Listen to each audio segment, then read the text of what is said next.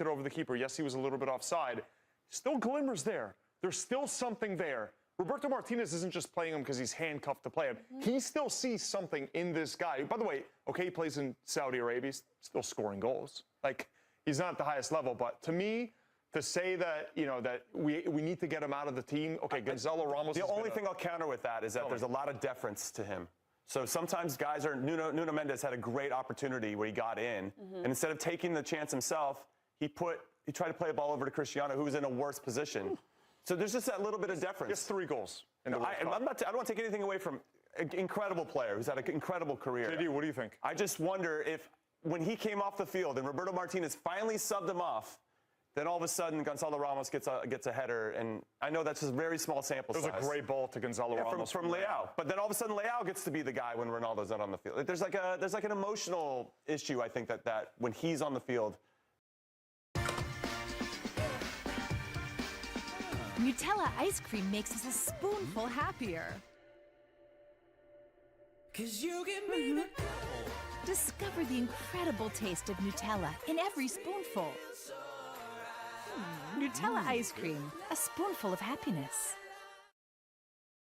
The complexion and the feeling of the team changes. No, you guys were talking about Ronaldo was subbed off, and it wasn't the first substitution that Roberto Martinez did make in this match. He made 4 substitutions in the 62nd minute, one of them being Bruno Fernandes, who he took out. And we haven't been seeing the same Bruno Fernandes that we're used to seeing at Manchester United. He has just 1 goal contribution in the World Cup so far through their 4 games.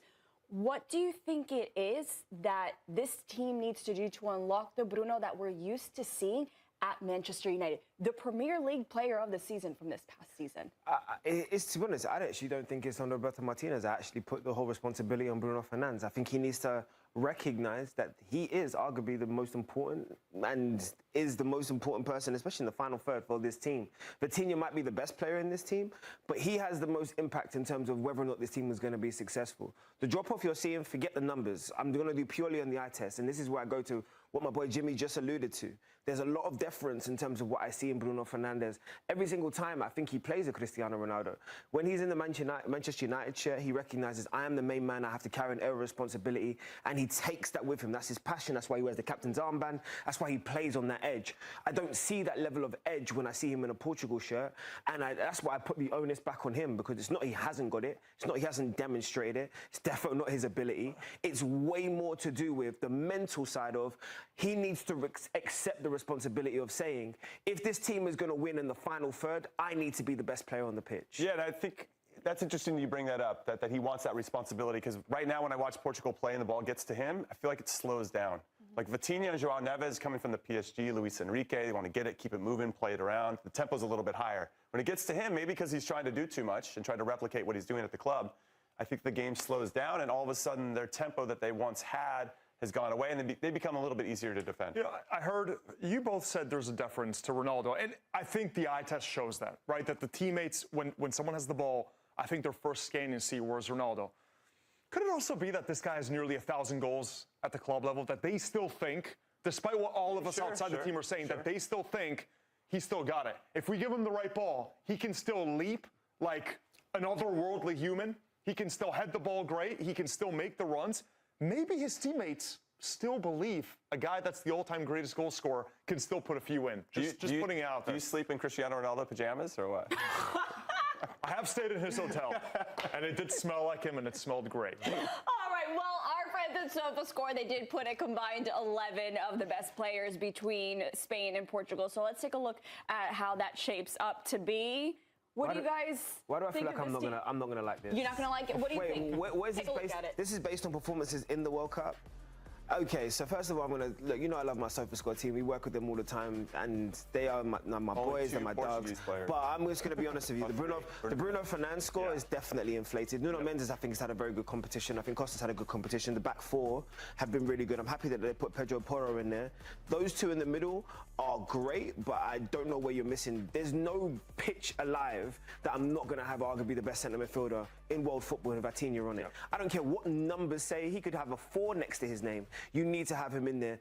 And again, up front, I know what Ariota Bar has done. Fantastic, brilliant. But I'm not going to choose that over Cristiano Ronaldo. It's just not going to happen. He's I think he's got a goal a game in the last 15 games for Spain. And all the talk before about Spain was about Lamine Yamal on one side, Nico Williams on the other, Williams on the other, who's not been fit, so he hasn't even played. It's been Baena instead.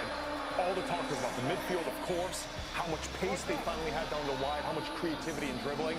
Oyarzabal never played for Barcelona, never played for Real Madrid. He's always been at Real Sociedad. He's a false nine in a way.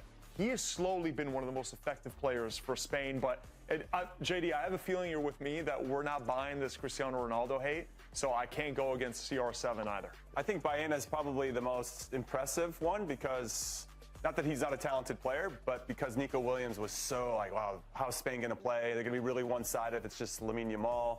And I think Baena has been excellent and has done a really nice job of having an impact on that side of the field, which then ultimately opens up space for Lamine Yamal. Would you take him over Leao if we're comparing these two? When Leao decides to be the guy, he is unbelievable. That ball that he played to Gonzalo Ramos was next level. Leao's had pubalgia for the last year with Milan, and that's really derailed him. And he's a player that so relies on explosiveness and speed. That's Sportarius. Sorry, I'm saying the Italian way. He hasn't had that. And we know how much that zaps you of that explosive first step. So I'm really glad. Here on 5 Sports Extra. Good for his confidence. I think if we're just looking, though, at this tournament so far, Baena probably has the edge. Different player profile. They're very different player profile. Yeah. And I tell you what, I trust Baena more, but the problem with Rafael Leao is he has that moment of magic. I think about the finish, the goal that he scored in the competition. That's not something that you can just pick and choose. Not every player can do that. And unfortunately, he doesn't show it enough on a consistent basis. And you're right, it might be the injury that's actually maybe in his mind that's playing things. But if he is on his day, he is unplayable. Well, we have our guy, John Buckets Eimer, who's been waiting for us. Buckets, what bets do you have for us for this matchup between Spain and Portugal? I have 2 bets, and I have absolutely no comments on Ronaldo on either side. I'm not getting a part of this. I've learned that if you say anything bad, even if you're correct, social media does not like any Ronaldo or Messi hate, so no comment there. But I've learned. I'm getting there. I will say I do think Spain is the much better team here. All that being said, I've got Spain over 1.5 team total. Spain to get 2 or more goals at -110. Don't really trust Portugal's backline after I saw Croatia almost get the best of them. And if Spain play how they played against Austria, they're just going to be too much. And also taking Mikel Oyarzabal to score or assist. We're getting it at even money. Anytime I can get him at +100, I'm going to take it. I know people are going to bet Yamal, but Yamal to score or assist is -140. I'd rather get even money with a guy who already has 4 goal contributions. Sports Extra 2, and Sports Extra 3. Listen on BBC Sounds. This is 5 Sports Extra. Bringing you more live commentary from the world's greatest sporting events. With 5 Sports Extra, Sports Extra 2 and Sports Extra 3 on BBC Sounds, you'll never miss a moment. At the last, sent it forward, in it goes. More live sport. Pure live sports. Listen on BBC Sounds. Never miss a moment from the biggest sporting events on BBC Sounds. From the Premier League to cricket, golf, Formula 1 and much more. It's all eyes to the lights and foot to the floor. Bringing you more live commentary from the world's greatest sporting events. Right here on 5 Sports Extra, Sports Extra 2 and Sports Extra 3. Listen on BBC Sounds. This is 5 Sports Extra, bringing you more ways to listen to your favourite sporting events on BBC Sounds. Balls off an edge, caught behind. Just download the BBC Sounds app and click on 5 Sports Extra, Sports Extra 2 or Sports Extra 3 to never miss a moment from the world's greatest sporting events. They go over, it's a try. More live sport. Pure live sport. Listen on BBC Sounds. Nice choice to have. Never miss a moment from the biggest sporting events on BBC Sounds. Drop shot! Winner!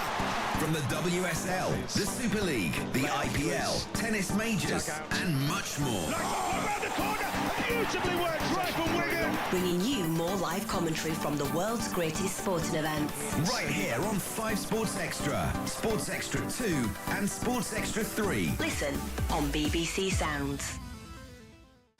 This is 5 Sports Extra. Bringing you more live commentary from the world's greatest sporting events. With 5 Sports Extra, Sports Extra 2 and Sports Extra 3 on BBC Sounds, you'll never miss a moment. At the last, sends it forward. Here it goes. More live sports. Pure live sports. Listen on BBC Sounds. Never miss a moment from the biggest sporting event. I don't know about you, but I've just loved watching Elise play football. I will not say by a distance, but yes, definitely. I would agree with that completely. Mbappe's dropped deep, just over the halfway line here. Cross to Upamecano, white number 4 on his back. White collars to the French shirts as well. Elise's over on the right wing. Has a little run at Alonso. He gets support from Galaza. Elise turns away from the pair of them.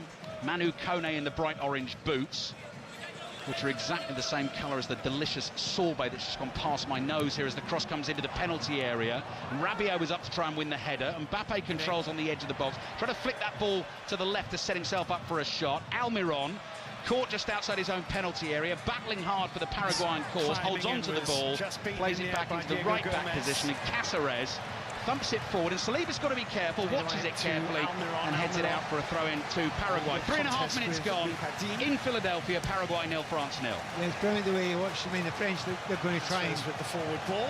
trick slightly and drag the Paraguayan players out a little bit. It's going to be difficult to do that because they're not stupid. They know what the game plan is. But in Cisse, everything the ball is played up long.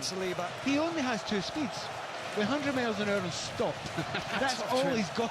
It's brilliant to watch. Cáceres throw, headed out by Saliba. Elise in a 50-50. The ball breaks loose just outside the French penalty area. It's passed back to Maignan. Maignan works it onto his right foot and very smoothly plays a low ball out to the right back, Jules Koundé. Back it comes via Maignan to Saliba. Long strides from here, meeting up the green turf, cut in horizontal strips, dark green, light green, all the way down the field. As Koundé, ball spins up off his first touch in his white boots, goes wide to Ousmane Dembele. He's in with a shout of the golden boot at this tournament as well, after the hat-trick against Norway. He's got 4 goals. Messi has 7, and Mbappe has 6. Haaland and Kane both on 5. Harry Kane back in action. Early hours of Monday morning. We'll be telling you plenty about that throughout this commentary. You will not miss that full commentary. Mexico, England. What a tough challenge that looks like in the Azteca. 1 a.m. so late Sunday night, but early Monday morning, that's when it is. For you to listen to John Murray and Paul Robinson bringing you commentary of that one. This game is also on BBC One television tonight. Paraguay 0, France 0 via the iPlayer. You can get our commentary with the pictures. Barcala's lost it in an attacking position. Almiron tries to sprint away. Barcala comes back and makes the tackle. Ball is played into midfield. Kone nearly lost it. Comes back to Saliba. What are you making of the early stages, Pat? Again, precisely what we expected, but the tackles are biting into everyone in the midfield. They're giving the French no chance at all to get any space. But every single minute it goes by, it gets harder to do that because you get tired, because you get good players running at you, making interesting runs, etc. But that's what the Paraguayans are used to, and for the French, they're just desperate for the Paraguayans to come out a little bit. They haven't done much of it so far. But at the moment, I'm looking at players like Mbappe. Oh, what a beautiful touch. Trick, nutmeg, away he goes. You heard the oohs and ahs inside the stadium. Dean tries to find him with the return ball. Didn't reach Mbappe. Sliding block by Almiron. And France get the first corner of the game. There were just gasps around us there, Pat. Do you think he meant it? I think he absolutely did. Just that genius moment of dropping off. There's no point standing on 3 centre-backs. You're not going to run anywhere. Corner comes in from that left-hand side, and Mbappe wasn't even watching there. He was jogging back into the penalty area and getting himself set before the set piece. Oh, and Koundé's made a mess of that. But the ball apparently had gone over the touchline. Looked like he was trying to keep it in. He put his foot on it, fell over. The assistant referee said it had already gone over the line. France have taken their throw. Space for Kone, central position, 25 yards out, plays the ball across to Luca Dean. France, the 2 times world champions, beating Paraguay back in 1998 with the golden goal when they first won the World Cup. On the turn here is Koundé. Kone is down hurt, writhing around in agony on the edge of the box. Elise is going to keep playing for a second. Clever again, stopped the ball with his left foot, dances into a pass with the right foot. And Kone's got up again. The amount of times referees have ignored players in this tournament is incredible. And you know, it's a brave thing to do if you're a referee, because if it's a head injury, he was suggesting that he was nudged in the neck. Still down, Manu the referees are just blanking him. Dini's ball down the left-hand side. That's for Barker. Chops back onto his right foot. Defender is an immovable force. Slightly slice clearance there from Velasquez with his right foot, so that goes out of play for an attacking throw to France, level with the edge of the Paraguayan penalty area. So far, so good for Paraguay. 8 minutes in. Paraguay 0, France 0. Ball across to Koundé. And again, that is just 5 red and white shirts. A couple of yards in front of them, 4 more. And then Enciso doing a bit of chasing a bit further up the field. Rabiot. Inside left channel, passes back into midfield. Saliba. Kone leaves it for Koundé, looking for the 1-2 here with Dembele. Dembele gets it back, 30 yards out. On the right, low left-footed pass to Upamecano. Digne just goes creeping into a bit of space wide on the left. If Saliba wants to go there, Digne makes the run in behind. Saliba tries to force that through. Cáceres sticks out a left leg and intercepts the ball. The pass comes out to Almiron in the right-back position. Ball's on his left foot. He's going to pass across his own half in the air. Chested down by Kone, and Saliba collects for France, 0-0. I have a suspicion that the pass completion is going to be quite limited for the Paraguayans. They just cannot keep the ball for any more than 2 or 3 passes because they've nothing up front to go to. Interesting technical thing happening just now. And of course it is Mbappe that's doing it. He's got 3 men on him and he's just dropping time and again. The centre-backs aren't going with him, but he's been picked up with the centre midfield players. He will find a gap between them. I think Tim Vickery mentioned it, and that's exactly what he's trying to do just now. Done it right now as you're speaking, Pat. Drops a little bit deeper, gets involved in the play, jogging into the penalty area now. Koundé has the ball on the right, tricks from Dembele. Koundé on the overlapping run. Dembele holds onto it, beats Galaza, gets that cross in. Headed up in the air by Velasquez. It's dropping down on the edge of the 6-yard box. Velasquez feels he's fouled. Rabiot's barged into. He's down as well. Referee's not having any of that. And the ball is cleared for a French throw on the left. I think the Paraguayans are the only team I know when they clear a ball, they don't bother if it goes upfield. If it just goes straight out, to the way they're pitching, you just don't get it. Get rid.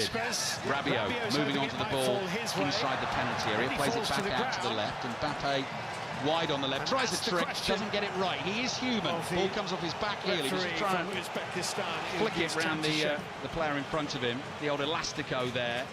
Didn't quite get it right, and it rolls behind him for a throw into Paraguay. And quite rightly, they will take their time over that. 10 minutes in. Paraguay 0, France 0. Winners play Morocco in Boston on Thursday. Enciso chests the ball down. Lots to do here. Crosses the halfway line. Will take on Saliba and Rabiot. Saliba is strong, puts a foot on the ball, keeps it in play, and the assistant referee says to Enciso, doing the referee's job there, up you get. Great physicality about the game. They're not allowing anything that's just a sort of nudge or a push or strength. Just let it go. Go on, play, be strong. And I think actually it favours the Paraguayans. Ball played back to the edge of the area. Dembele dummies a shot with the left foot, was trying to tee himself up on the right. Wide it goes to Koundé, back it comes to Kone. He did miss the team news at the start of the game. Chouameni out injured, floated ball just beyond Barkala. Bounces once in the 6-yard box and goes behind for the goal kick. So Paraguay 0, France 0. Pat Nevin sitting alongside me in the Philadelphia Stadium in the blazing sunshine. Pat, who won 28 caps for his country, played at a major tournament at Euro 92, and probably off forgotten, Pat, Scotland's only major tournament win, your under-18s team that won the Euros 1982 in Finland. Wouldn't have been as hot as this. No, it certainly wouldn't have been, although we did play in the 20s a year later in Mexico City, at the Azteca. It was as hot as this, and had the altitude as well. Ball drops to Rabiot inside his own half. Pass evades Elise and Barkala. Here's a chance for Galaza. Tries to get away from Kone. Kone stops that immediately, but he's fouled him. Free kick for Paraguay, 10 yards inside the French half. Paraguay 0, France 0. Yeah, but look at it now. This is the first time in how long? 10 minutes or so that Paraguay have managed to get the ball in the opposition half. They've got a free kick just beyond the centre circle, but they're not just sitting back. You know, they're actually putting a good few players up there. They're going to have a go at attacking it. They've got, obviously, they've got 3 centre-backs, which kind of helps as well. So when they get these opportunities, I suppose that's how they scored the goal against Germany, wasn't it? You know, they put the ball in there, they hassled, they chased, they won the second ball and eventually got the header. Almiron is getting ready to take the free kick, potentially, with the left foot. Just take a moment. It is dangerous though, isn't it? Not Almiron who strikes it. Forward it goes to the edge of the penalty area. That was Diego Gomez's delivery. He's back from suspension, missed the Germany game, having picked up 2 yellow cards in the group stages. Decibel levels rising inside the stadium. Elise is clattered off the ball there. Quite a dramatic fall. He's going to be okay, pick himself up. There's a little bit of afters on the challenge. Come down here, Sunshine, you might get a little bit more of that. I don't think that's going to bother Elise too much. Here's Digne. Digne to Saliba. Manu Kone in central midfield. Forward to Dembele, quickly on to Koundé. Space out on the right for Elise, who gets a run at Alonso. Pushes the pass back to Koundé. Koundé goes back to Elise, up against Alonso again. Tries to knock the ball past him. Galaza is there to help out, and then Elise commits the foul. And Paraguay get the free kick. It's been some day of sport on 5 Live and BBC Sounds today. Incredible day of sport tomorrow. British Grand Prix. 3 o'clock the race starts, is live on 5 Live. Lewis Hamilton will start in 3rd. Kimi Antonelli, championship leader, took pole position. Same time over on Sports Extra, Women's World T20 final at Lords. That is England against Australia. 9 o'clock tomorrow night. You've got Brazil against Norway. Pat and I are going to be in the New York, New Jersey Stadium for that one. And you've got to get some sleep in somewhere to get ready for the 1 a.m. start for Mexico against England in the Azteca. I remember after the World Cup draw was made, John Murray saying how excited he was about the potential of that game being an absolute World Cup classic, and it's come to pass. To be honest, here's the difficulty. Which one of the knockout games hasn't been a classic? There have been so many of them. I mean, lots of things, I mean, maybe too many teams here, but when you look at the knockout games, and there are more this tournament than there have ever been before, they have been splendid so far. The reaction to the Cape Verde's second goal in the bar we were in last night in Philadelphia was the most natural, exuberant explosion of joy I've seen in a public place at the tournament this summer. Everyone, apart from the Argentina fans clearly, were into it. Here's Dembele on the right. Paraguay 0, France 0. Kone receives the ball, harried by Cubas. France keep it moving. Elise, middle of the Paraguayan half. Barkala bringing the ball across the face of the penalty area. Sends the defender the wrong way with a dummy. Rabiot out to Digne. Well, I was going to say dangerous cross, not dangerous at all. Orlando Gil, the goalkeeper, clutches it to his chest. And Paraguay can breathe another sigh of relief. It just shows you how well organised they are, how much of the ball that the French have in the last 30-40 yards. A little bit of room. Not to do a thing yet, have they? Not a single thing yet. They've got beyond the back line once. And it's as if the Paraguay say, yeah, fair enough, we've got a goalkeeper. He's got 3 centre-backs. I think they've once played a through ball over the top where there was half a chance to get onto it, but it was played slightly long. I mean, it is brilliantly organised as a defence, and it is defence against attack just now, most of the time. The question will be, if France do score, what on earth do the Paraguayans do then? Well, let's cross that bridge when we come to it. France building up inside their own half. Upamecano plays it forward here to Koundé. Koundé's just allowed to bring this ball across the halfway line. No pressure on him. Gustavo Alfaro. Plays it to his right to Dembele. Quicker ball forward. Elise tries to take it on the turn. Just got away from him. He's thinking about unleashing with the right-footed shot. So 5 assists in the tournament so far for Michael Elise, but yet to score that outrageous bicycle kick that nearly got him off the mark. Just on Paraguay, though, Pat, you're quite right. So under Alfaro in South American qualifying, they only lost 1 of 12 games under him. That was a 1-0 defeat away to Brazil. It was a tight one. They only conceded 10 goals in 18 qualifiers. That is what they're about. Exactly. And this is not a complete fluke that they've got this far. They've got this far because they do what they do as good as anybody. Ball over the top for Mbappe, stretches, tries to control it, can't quite get a hold of it, and it goes behind for the goal kick to Paraguay, 0-0. What we've just seen there underlines what I was chatting about before the game. In this tournament so far, France have had teams that have pushed up against them, and Mbappe's had space to run into. There is none. And each time they've tried to do it here, it's just a little bit too long, a little bit more, too much power on it, maybe running offside, because it has to be so precise, that through ball. It has to be, from Elise, it's going to have to be microns correct. There's no gap for a little bit too long that a guy can make up space in it. So, you know, I'm looking forward to see if they can find it. If anyone can, the French can. Dembele's ball has found Elise. Again, 2 and red and white striped shirt players. That's difficult to say. In front of him, they make the block. One of them does. And it goes behind for the corner. Elise is taking it quickly. Dembele receives it. Low cut back to the edge of the box. Brilliantly read there by Kubas. He's not difficult to spot, is he? Instead of in terms of his sort of physical build and how he goes about his business. And Paraguay have it now. This is the captain, Gustavo Gomez. Back to Alderete, dummy on the clearance from Alderete, pushes his pass, opens his body up to get it to Alonso on the left. It's blocked by Koundé and goes out for a throw-in. Scotland, Pat, have beaten Argentina at rugby in the Nations Championship today. Take that note of surprise out your voice. I'm not surprised at all. They've won by 47 points to 38. I mean, Argentina, that is always a scout. That sounds like some game of rugby. England beaten earlier on today quite heavily by South Africa, 45-21. Yellow card Barkala for a challenge on Cáceres, and Cáceres is tumbling like an acrobat down on the field here, holding his shin. We'll have a look at the replay. And Barkala has a swing at the ball, misses, gets the foot of Cáceres. Such a forward tackle. You know, there isn't any power in it at all. He's caught his toe at the end of it. Absolutely. Certainly Cáceres will be fine, he'll get up quite soon. It's one of those ones, he's down, he's writhing about, but saying to the referee, yeah, but I don't want the physio to come on. It's like delicacy for the players these days when they go down injured, isn't it? They want to waste a bit of time, they want to kill as much time as possible. But they don't want that physio on. It's the last thing they want because they have to get out of 10 minutes. It's a balancing act. We were out in the heat late in the afternoon yesterday. We walked a lot actually yesterday. I think we did about 5 miles of walking.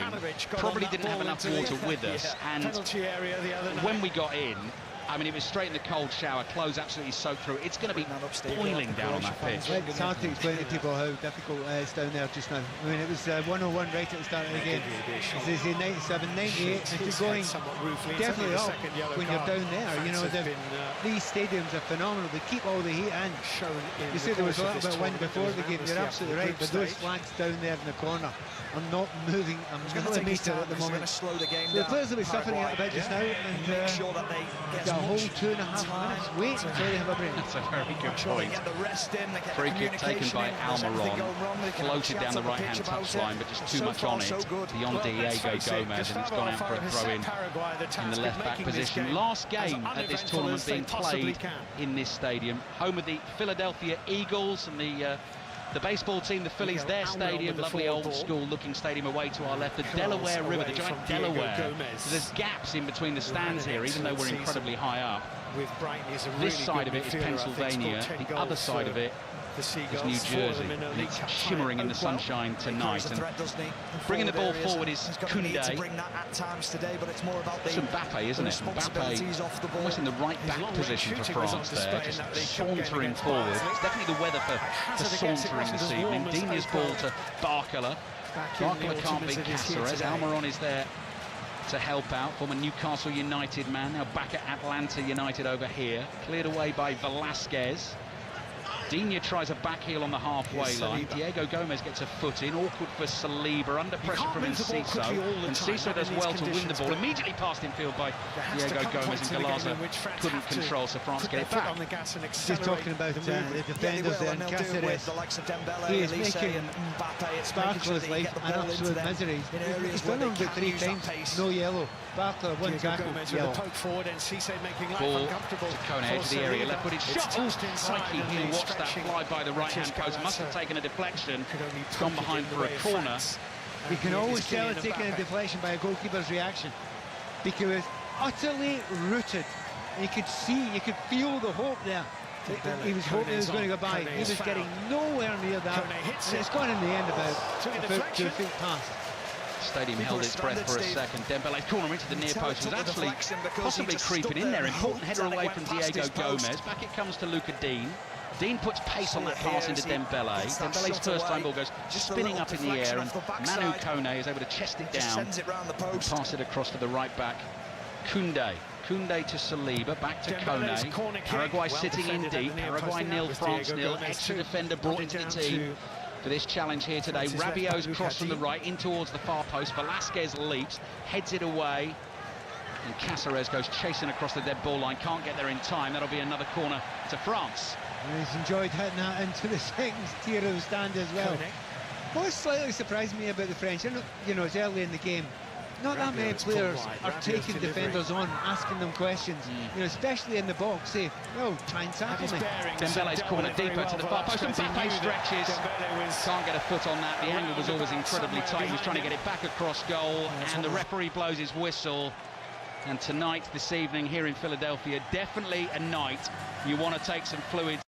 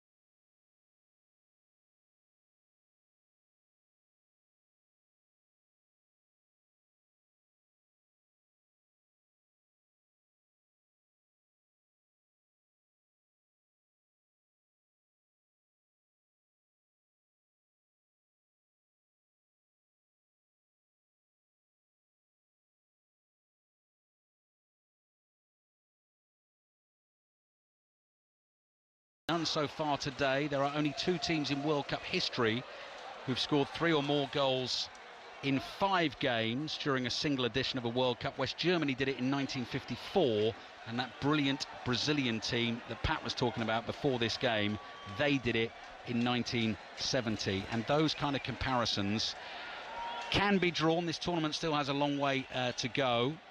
But this is a different challenge for France, and we're back underway, and the throw in into the French penalty area, nearly a misunderstanding between Upamecano and Maignan. Maignan took charge there, came out and grabbed it. Well, always intrigued now after these hydration breaks, if there's any differences. It's not usually tactical, it's usually pace-wise that comes from any teams. And I'm just looking at the French.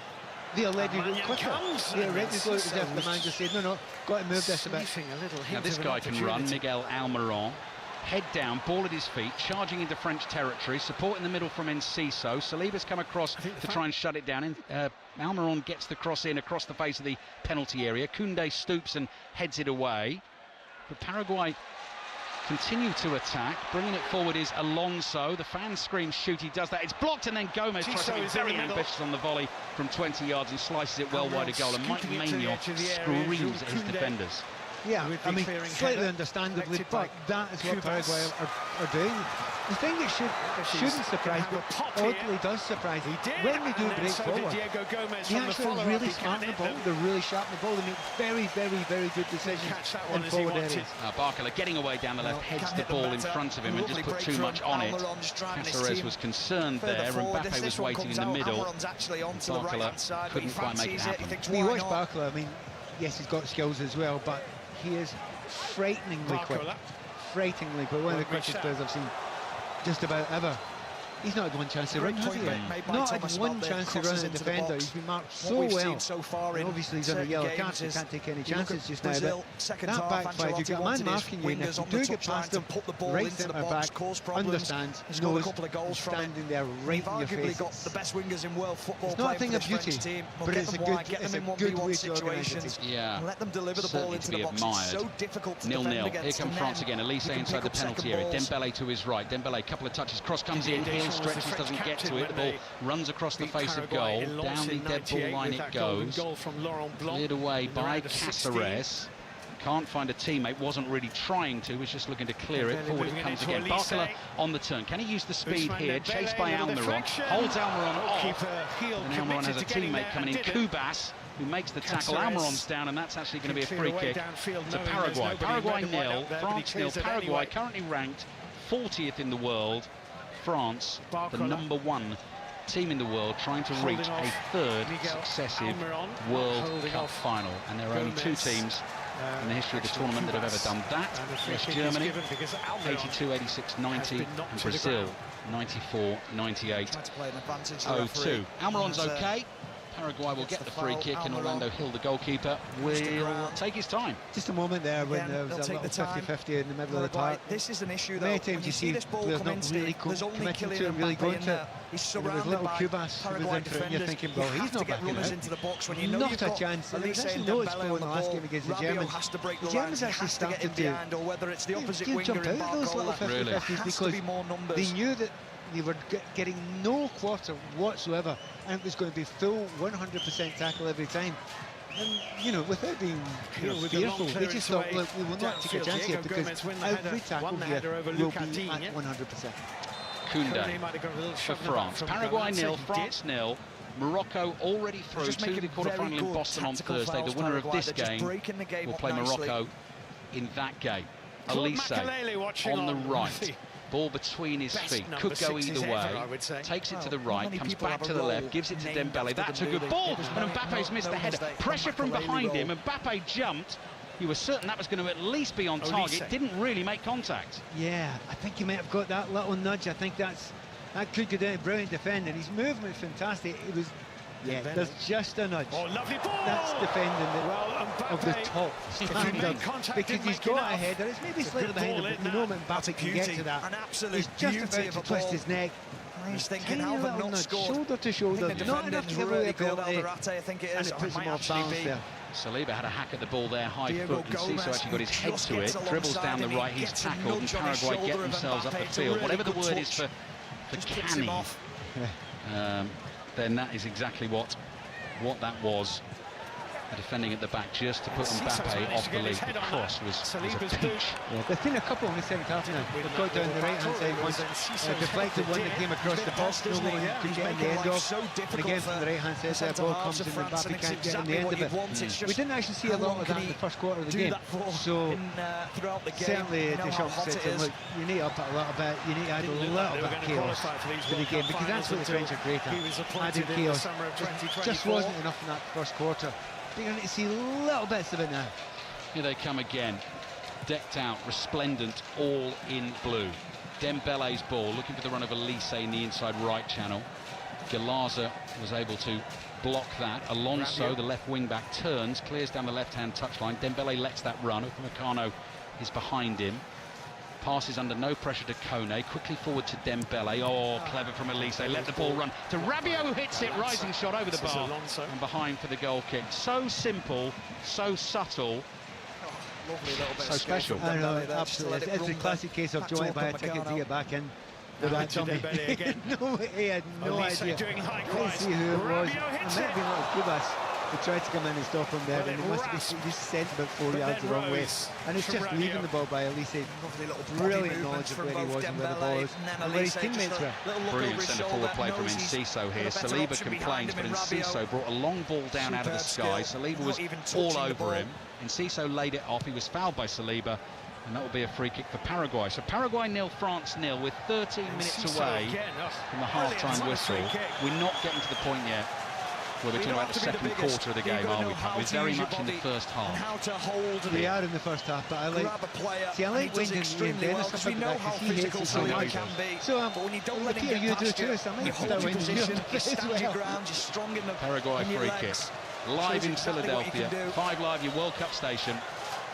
Diego Gomez, floated ball towards the far post. Maignan runs out to his right, jumps well, stretches and catches the ball. And then it's sort of impeded as he tried to get up. Again, just a bit of canny defending to try and slow him down. And Mbappe's come to have a word. Who was it? Was it Velasquez? It was Velasquez who got in his way. Accidentally, deliberately on purpose. He knew exactly what he was doing there. Oops, sorry. Canale's not playing in this game, made his first start in the game against Germany. Velasquez is another sort of similar story. Here's Mbappe, good skill and speed to get him past Kubas, fouls him, Mbappe's getting frustrated, pushes Kubas in the chest. That's exactly what Paraguay will want. Paraguayan players rush in to back their man.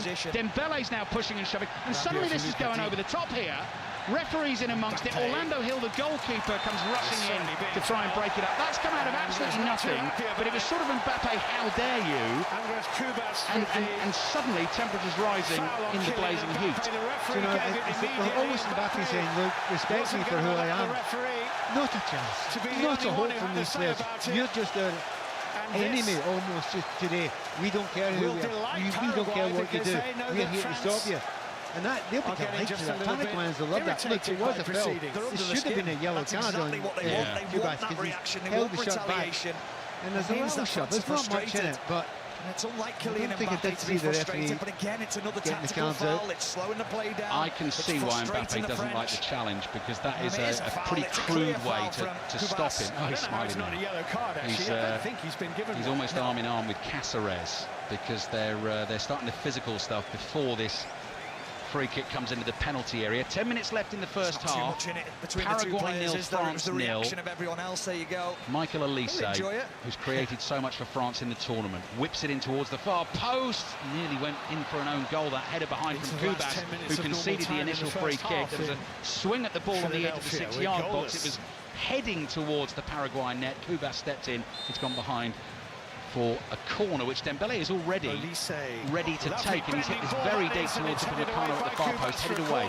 Might drop to Koundé, left-footed shot straight at the goalkeeper. Hill saves. I think a little bit more of that from the French. First of all, the cross-in was brilliant, because the one big thing about players who love marking and getting close marking, they sometimes leave the position for free kicks because they're only concerned with the marking. There was a massive gap in front.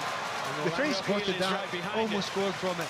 And once again there, when the ball breaks out from the corner kick, yeah, have a shot. There's such a mass of bodies in there. It only takes one tiny little deflection. So have a few more shots. I don't think there's been enough of them from the French from 20, 25 yards. The ball will move. Everyone knows these balls are quite light. The goalkeepers have had difficulty with them. Have it down. Have it go now and again. Talking goalkeepers the other night off air, Pat. I know Orlando Hill has impressed you. And Passy for Democratic Republic of Congo was brilliant against England. Voisinha, what a performer, what a character. And all names that, almost totally unknown to most Western thinking football fans, but they have had fabulous moments in the sun, each of them. Wide to Dembele. From Koundé. Paraguay backing off. Low cross into the penalty area. Smashed away by the captain Gustavo Gomez. No nonsense defending. Comes off Saliba's shin. Bobbles back to Maignan. And Enciso is chasing for Paraguay. Continues to do that. Upamecano flicks it past him. That's going to be really hot work for Enciso there. Honestly, you sometimes think, do you need to chase every ball? But he does. It's incredible. He's on the ball now. Poor first touch. Upamecano's in. Enciso's gone down. The referee had a good view of that. Doesn't think that was a foul. Elise on the dribble. Good tackle by Diego Gomez. Problem now for Paraguay. Centre forwards down. So what do? Well, Almiron does what you'd expect. Just sets off. Full tilt down the right-hand side. Outside of his left foot. Plays a good ball forward here to Diego Gomez, who's running to his right down to the corner. Flag wanted to win a corner, and the ball just squirted away from him. And it's gone behind the French goal kick. It's a shame there because that's one of the best breaks that they've had in the game, and Enciso was on the ground there. I actually think he did take a little bit of a knock. He was okay now. Danger for Paraguay now. Mbappe's fed Dembele, fouled off the ball. Dembele's shot just goes wide of the right-hand post. Mbappe is down holding his face. We'll have to have a look at the replay of this. Defender or midfielder, I think, tried to block him, so Mbappe started that move. He was tearing towards the penalty area. Pat Nevin will have a look for you. Well, there might have been nonsense, absolute nonsense. Not having it at all. Mbappe's run towards the defender and thrown himself down, holding his neck and his arm. He is touched on the arm. Yeah, there's a bit of an arm towards him, but Mbappe's made a lane for the player there. Just a little bit of a slap go across and the roll chest. about holding your chest. See it better here. I just trying to get close to it. Just thumps his arm, really, doesn't he? And Mbappe holds his chest. But I don't want to do impersonations, but I was just thinking, I know where I'm going, don't you? Yeah. Agonisingly close as it takes the deflection and goes past that far post. I think Chris Sutton would have enjoyed that if he is listening to us this evening. Chris was in Houston earlier on with Ailey Barber to watch Morocco go through to the quarterfinal in Boston on Thursday. They're waiting for the winners of this one. Very happily the referee's done square root nothing. Yeah. Well done. Yeah. No, that was embarrassing really from Mbappe. Dembele, corner in towards the far post. Good delivery, diving header attempt at the back post from Mbappe. He's down on the floor again. Defender falls him in. Mbappe doesn't accept the handshake. He is getting wound up. And I think this is exactly what Paraguay will want. He's with Cáceres, the right back again, Pat. With pace to the back post. It's hit off his head. He is getting frustrated. He's being mobbed. Basically, he's been mobbed by a bunch of Paraguayans. And he's now beginning to wind him up because there is no space. Almost no space at all where he wants to be, where he wants to get the ball. He's tried everything now. He's went wide, he's went deep. He was a right back at one point. He's dropping off into 10 position, but when he does that, he walks into Diego Gomez. From Upamecano, has hoisted the ball up in the air, edge of his own box. I think he was expecting Maignan to come. Koundé's headed it away. Is that an offside flag that's gone up? And then Galaza has thrown the ball away from Mike Maignan just to try and slow things down a little bit, but he's not going to get booked for delaying the restart of the game. But Mbappe has had it pretty much his own way during the tournament so far. 2 goals against... Who was it in the first game? Senegal, wasn't it? Beat 3-0 in New York. Didn't know that was there. 2 against Norway. 2 against Sweden, but Paraguay not giving him last 5 minutes of normal time. It's almost, we were talking before the game, and you might feel a wee bit smug, but it's not easy, it's not difficult to read this, is it? No. Exactly what is going to happen. Koundé's cross, blocked, behind for another corner. And we've come to watch the sort of fizzing fast, free-flowing attacking of the French, and they're trying to perform that, but Paraguay obviously doing their utmost to stop it. And you're sort of thinking, well, maybe they're going to have to score a goal from a set piece and find a different way to do it. The delivery, I imagine, will be good. Michael Elise magic in those boots. Curling ball. Rabiot went for the header. Goalkeeper slaps it away. Here's Koundé. Blocked on the edge of the area. Kone brought that down well. Quickly moves it to his left to Digne. Digne's cross and Gil stretches forward and catches that and lies on top of the ball inside his own penalty area. Gets himself up, slings it down the middle of the pitch to Enciso, heads it straight down to Almiron. Almiron's done really well to work that through a tight little space to find Galaza. Enciso's on the floor again, off the ball through to Diego Gomez. He stretches, couldn't control it, and Maignan immediately bowls it out under onto Dean. Pat Neville. I was watching Enciso off the ball there, right? He was still down, he was on the shoulder of Upamecano. Do you know what? He was the one doing the foul. Absolute nonsense again, trying to get something there. No chance. Just go do your running, mate. It might work. Referee Ilgiz Tantashev, the Uzbekistani, has done well so far in this game. Throw in for France, taken to Rabiot. Elise receives it midway inside the Paraguayan half. And France haven't been able to solve the puzzle yet, and Elise's ball is clever. Tempts Alonso in, he couldn't get to it. It does reach Dembele. Alonso back into his defensive position. Dembele fires it back to Elise, drops a shoulder, moves to his left. Two defenders there, no way through. Upamecano floats one out to the right to Dembele against Alonso and Galaza this time. Koundé gives it back to Dembele. Not the friendliest pass that. France win themselves a throw. Paraguay 0.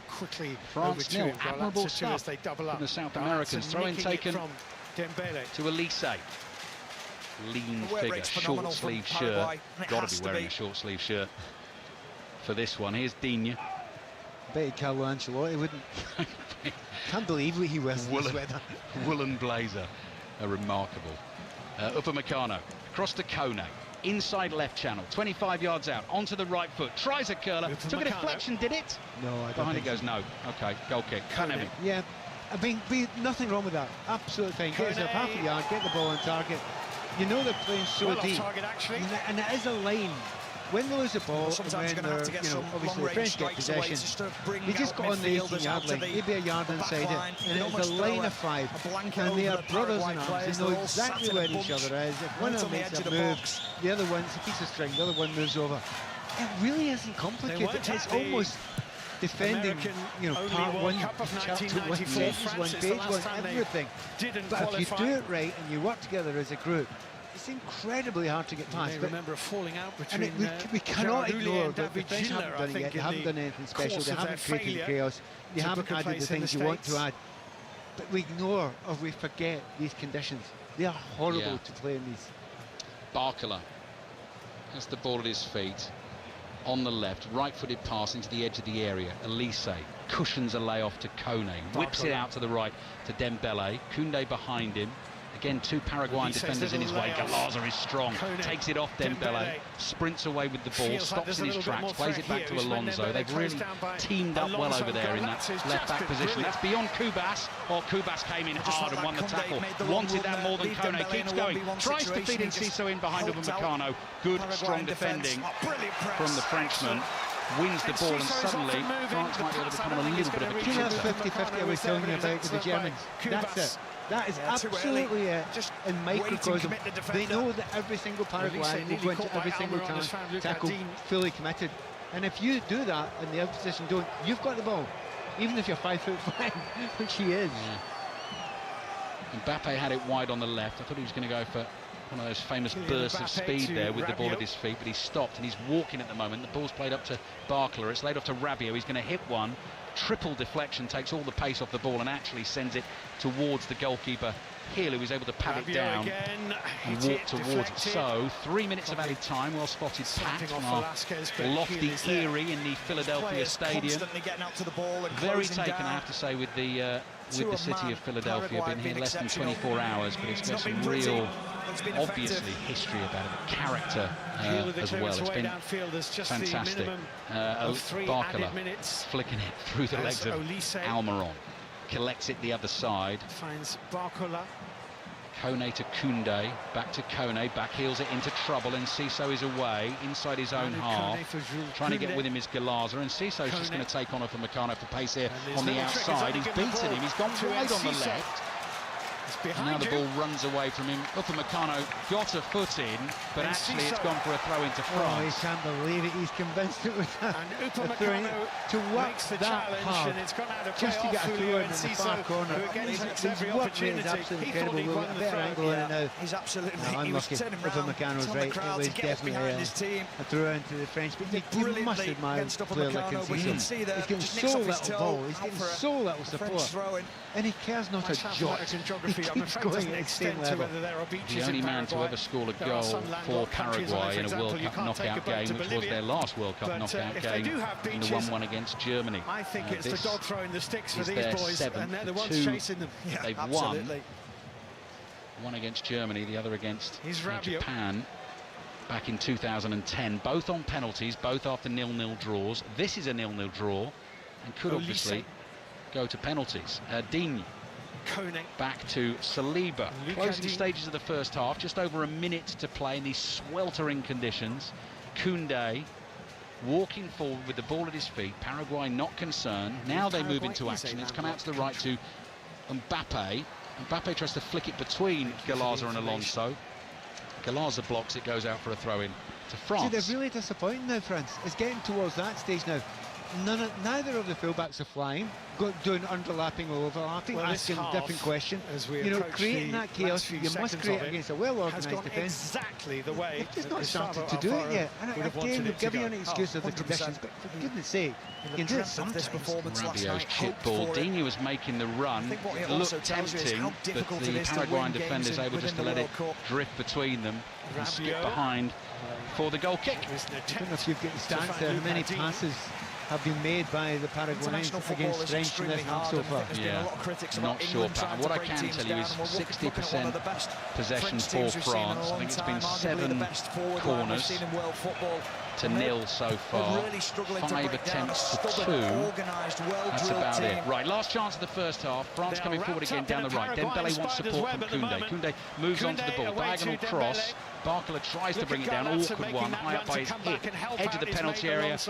And the half-time whistle goes in Philadelphia, and we had fireworks and razzmatazz before the game. We've not quite seen that from Didier Deschamps' French team in the first half, but I would actually say defensive fireworks and razzmatazz from Paraguay. We know what they do. We saw them do it.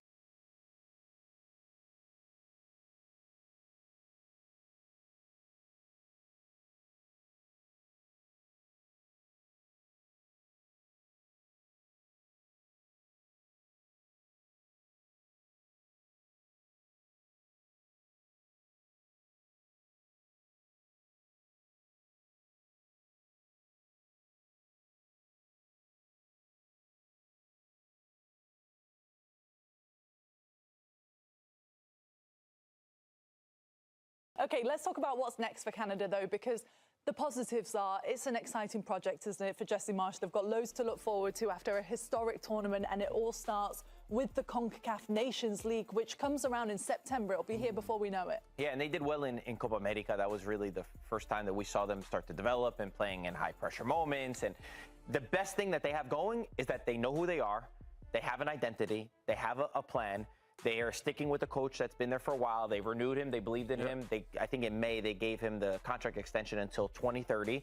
So they have a style. They have an identity. You know exactly what you're going to get. Yes, it can have limitations, like we said, but at least you know that there's a plan. There's no question marks for any player that's on the pitch or that's on the bench on what they are going to do. But they do need to raise that level. They need to build upon this. It's great. This is the World Cup. They went to the next round. Them as a whole, they need to build on this and more football, more technical ability. It comes from him, Marco. He has to take it to our next level. Because Grell has spoken about Jesse many times, told us how he plays, what we're going to see. We see it all the time. Now, as a manager, as a coach, you have to put pressure on yourself to evolve, to go to that next level. That's the reality. So how does he do that? Talk about he has to go and find it himself. He has to see the criticism he gets is fair. One-dimensional, very front foot, great. But there's moments where you have to control the game. You have to play through the lines. You have to get better when it comes to the tactical tweaks you make as a manager. We've talked and criticised about Mikel Arteta, won the Premier League, but if you even look at him, he says the crazy stuff that he's done to get his Arsenal players ready, where he's gone to get inspiration from and he's wanting to get better.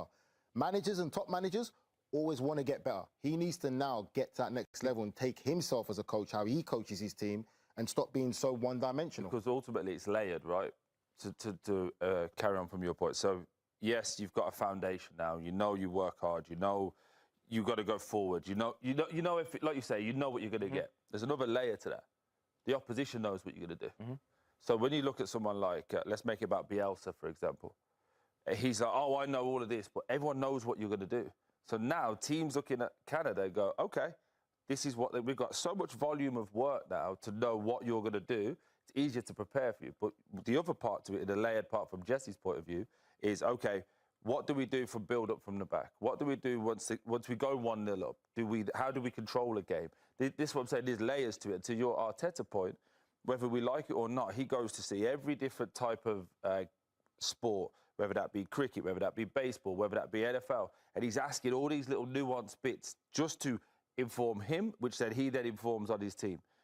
Jesse Marsch, and you can see from that interview there, is my way or the highway. And to a point, that's great. Because, again, like you say, everyone knows what they're looking out for. But also, you haven't been as successful as your personality believes to be. So when you come up against these top managers and these players who are better than the players you've currently got, you can't always outwork them. There's a certain nuanced part to it. If that was the case, and this is not a joke, Italy would be here. Because tactically, they're better. Defensively, they're better. But every now and again, you'll come up against better players, someone that's more structured, more organised, and just having that little bit more in one area doesn't make up for the 7 pieces that you're behind on. And that's what I think ultimately where Canada will struggle if they don't start to impart the wisdom of what they've just done. So that's why when I hear that last bit there in regards to, I'd much prefer to be us than Morocco, I'm like,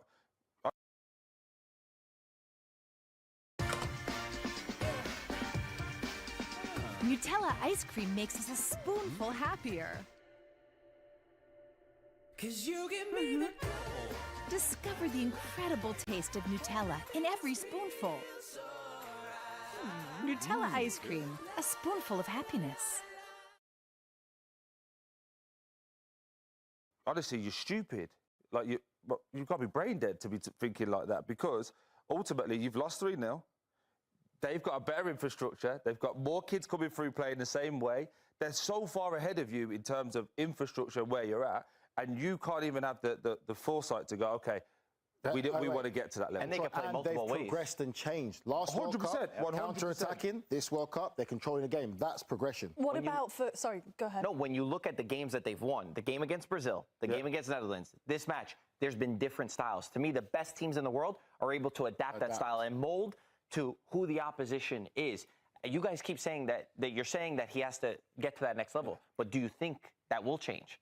It's down to him. But do you think it will? No. He won't change. Right now, I don't think he will. Listen, from what I've seen of him and the character that he is, he will not change. I think the other crazy thing about the way that Jesse plays is sometimes when you're a domestic manager, you can bring in all these players that fit your system and fit the way you want to play. It is a little bit interesting to see that he sticks to the same way with international football, knowing that he doesn't have the full selection of what players should be great with that, with him signing, I know we've got to get to break, so I'll be quick, but with him signing a new deal and everyone knows what they're getting, the federation above him now should be putting all the things in place for the next 10 years of players to come through, fit that type of player profile. Not necessarily the system, because a manager can change, but we want that type of profile. We want people that are quick, people that are athletic.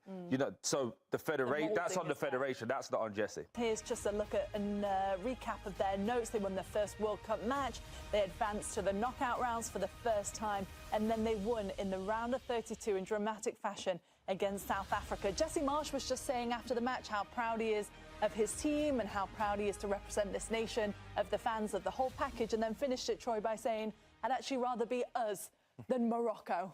Your reaction to that? Yeah, sure, Jesse. Whatever he's drinking in the morning, I want a little bit of that. But I think a lot of what he said was very true. Great, the fans have now engaged. They've got the loads of firsts, if you just alluded to, they're in a wonderful position. But to say you'd prefer to be Canada than to be Morocco is quite possibly one of the most stupid things I've ever heard. and I work with you two. So there's a lot of... What about him? He's all right. He's more measured. You two make a lot of stupid mistakes. But finally agree with you. Genuinely, though, in all seriousness, like let's look at it from like a layered point of view. They've just beat you, first and foremost, and we're saying how poor Morocco played. They beat you 3-0. So you, just on the surface, you'd want to be the team that won 3-0. Just on the surface. Tactically, they're better. Their under-20s are better. Their U17s are better. Their academy setup's better. Their infrastructure for football in general is better. But you would prefer to be Canada. Like, I understand you got to give a positive message out, but do you know when people realise, and people like myself get so frustrated, because when you try and sell me poo in a bag and tell me it's chocolate, I know the difference. Do you know what I mean? Like, stop lying to everyone. Stop it in general. Like last time, oh, you're heroes, you're great. It's a free hit. Now we lose 3-0. I'd much prefer to be us. What's he smoking? What's he smoking? Honestly, I have got no skin in the game. I don't know anyone from Canada. Don't care. Me and Drake aren't friends. I don't give a crap about anything in Canada. I just call it as I see it. And the things he's talking about, honestly, is just nonsense, man. Do you think maybe he just gets a bit carried away in the moment? I think he does it in the mirror, you know. I figured it out. In his mirror before the game, right, he's brushing his teeth for that. He's like, if we win, I'm going to say this. And if we lose, I'm going to say this. See, I feel the opposite. I feel like it just comes to him because he's so invested and he's enjoyed the tournament so invested. So much. I think he gets carried away in the moment. I think he's very passionate. He's bought in. He wants to say something. He wants to say something for the fans. The other part of what he said that I thought was interesting is he said, "I'd rather be us because of the way that we were attacking, and we always want to go out attacking." But to me, there are multiple ways to win a football match. Just because you can attack and just because you can press, when you play against a team that's really good with the ball and that can beat your press, then maybe it's not a good strategy to do that. Like, you have to be able, the best teams are able to adapt. So I understand your points too, but to me, the other part of that is also tactically, that's why I didn't have Canada going as far as I can, because they said they're limited tactically. They beat South Africa. Who's that on? And yes, and That's they beat on him. Qatar. When they played against bigger, and by the way, they finished second place on goal difference. That's how they finished second place. I said, when they have to play a better team, are they able to adapt? Are they able to do what Morocco did today, which is we don't have to have always a football to be dangerous? To me, that's very interesting how he said that. I also think, just to add to your point, within saying that, he showed his limitations. And by the way, this is not a Jesse Marsh bashing, because I think he's done very well. In what way, though, Because when you're saying, I prefer to go out attacking, well, because you can't defend, because you don't have a plan B, because you can't control the game. So, yeah, we have to go out all out attacking, because that's the only... He's come up under the Red Bull system, which was a 4-2-2, which was very good. Everyone presses, everyone runs. But what's happened over the years, that's probably 8 to 10 years old now, people start to get wise to it. People start to get wise to Pep Guardiola. People start getting an understanding of grasp of what you do. So then you have to come up with a second way of, OK, now we tweak it. And he showed in this game, because the lads were tired, we'll go in the first press. If that doesn't win, we'll back off into a mid-block, which Nigel was saying in the first half, which was great. But then, what about when you've got the ball? Because not having the ball's half of the game. There's another part when you've got the ball. Everything else is just go forward, go forward, go forward. And then you get to a certain level. Unfortunately, they find you out, and it just happens. I think he's very, you know, some people enjoy the methods that Jesse has because he's been criticised, right? And he's come out in his press conferences time and time again and said, I don't care what anybody thinks about the way that I do things, the way that I speak to the team. Would you like to play for Jesse Marsh, Nige? Would you like to play for his style of football? Would you like to play for the way that he communicates with the team so publicly and the things that he says? I mean, for me, I wouldn't mind. I wouldn't take it in, though, half the time, I'll be honest with you. You come like white noise, because I've got a job to do myself and I'm on the pitch. Do you not think it's twofold? If you're winning, it's great. You'd be like, yeah, he's with us, he's all that. And then if you're losing, listen, you're like, what are you doing? I think Troy used the word performative a lot of the times, and I think that's how it comes across. Like, I think it's a very silly comment to say you'd rather be Canada after you just lost 3-0 to Morocco. Morocco's making progression. You could actually just say, well, for personally, you could just say nothing. Just don't say that much anymore, because you keep saying silly stuff. So, you know what? The aspiration is we want to be like Morocco. You know, that's where we need to get to, that level there. We need to improve our quality aspect. What we've done has been great. It's been historic. We've, you know, done historic things in this World Cup, but we want to get to that next level. That's how you can leave it. Great, well done, this and that. But to say you'd rather be Canada than Morocco, who just beat you 3-0 and who are going into the next round, I think it's a stupid comment. I can't defend that. And sometimes you can say, oh, he gets in the moment. You're a manager. If you can't control your emotions in that moment, how do you expect the players that are supposed to be under your control and your guidance to control themselves on the football pitch? Because good leadership starts from you.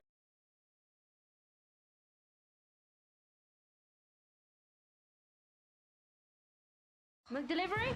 Where in? Oh, fries to me. Wait, did someone say fries? I'm in. McDonald's and football? I'm in. Bring it home with McDelivery. England fans will be getting ready for today's big game.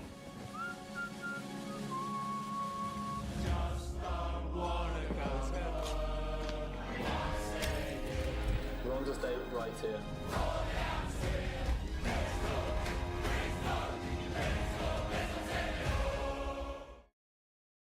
So Morocco then, in the end, Nige, did you feel like it was, you said at half-time, poor first half from them, were you more impressed in the second half? Slightly better second half, but for what we've seen from them and the levels and the standards that they've set, they were nowhere near it today. But this is what this game would bow down to, quality aspect of it. Love everything what Jesse Marsh has done to Canada, what he said, and 100% right. He's inspired a lot of the next generation of Canadian players. Great to see, but I always felt that coming into this game against Morocco, it would be the quality aspect of it. Even without Morocco playing, let's just not even say about 70% good, the quality shined through in the end. If you look at the goals that they scored against this Canadian side, that's what's going to happen. I think Canada now have to put themselves on more pressure to say, right, we've set a great foundation, but now to get to that next tier, we have to improve in quality-wise. We have to improve in football intelligence. We have to take it to that next level that we could be spoken about like these next teams, because that's what's always going to shine in the end of the day, the higher you go in the footballing pyramid. They've been a dark horse, haven't they, in the past? Do you think that they're still considered that in this competition, Troy, or are you not as high on them? I don't know. They could cause, on that day, they could cause anyone problems. We saw that with the first game against Brazil. That first half, they were excellent. Probably should have been 2-3-0 up. And then they showed the other side of it, where it's still a young team, it's still a developing team. I think there's still question marks over the coach as well, in terms of it's his first World Cup.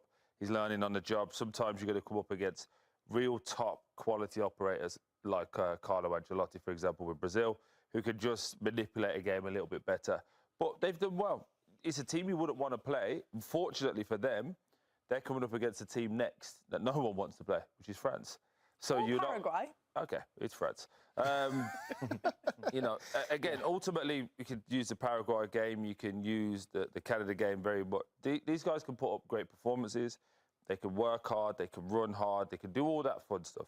But when it comes to the nuances of football, the quality aspect of it, Morocco are just better, France are just better. And 9 times out of 10, the better team will come out on top. And I thought Canada did a great job. Now is when I want to hear Jesse Marsh doing the speeches.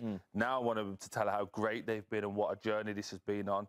And obviously we'll get prepared and we'll go again in 4 years' time.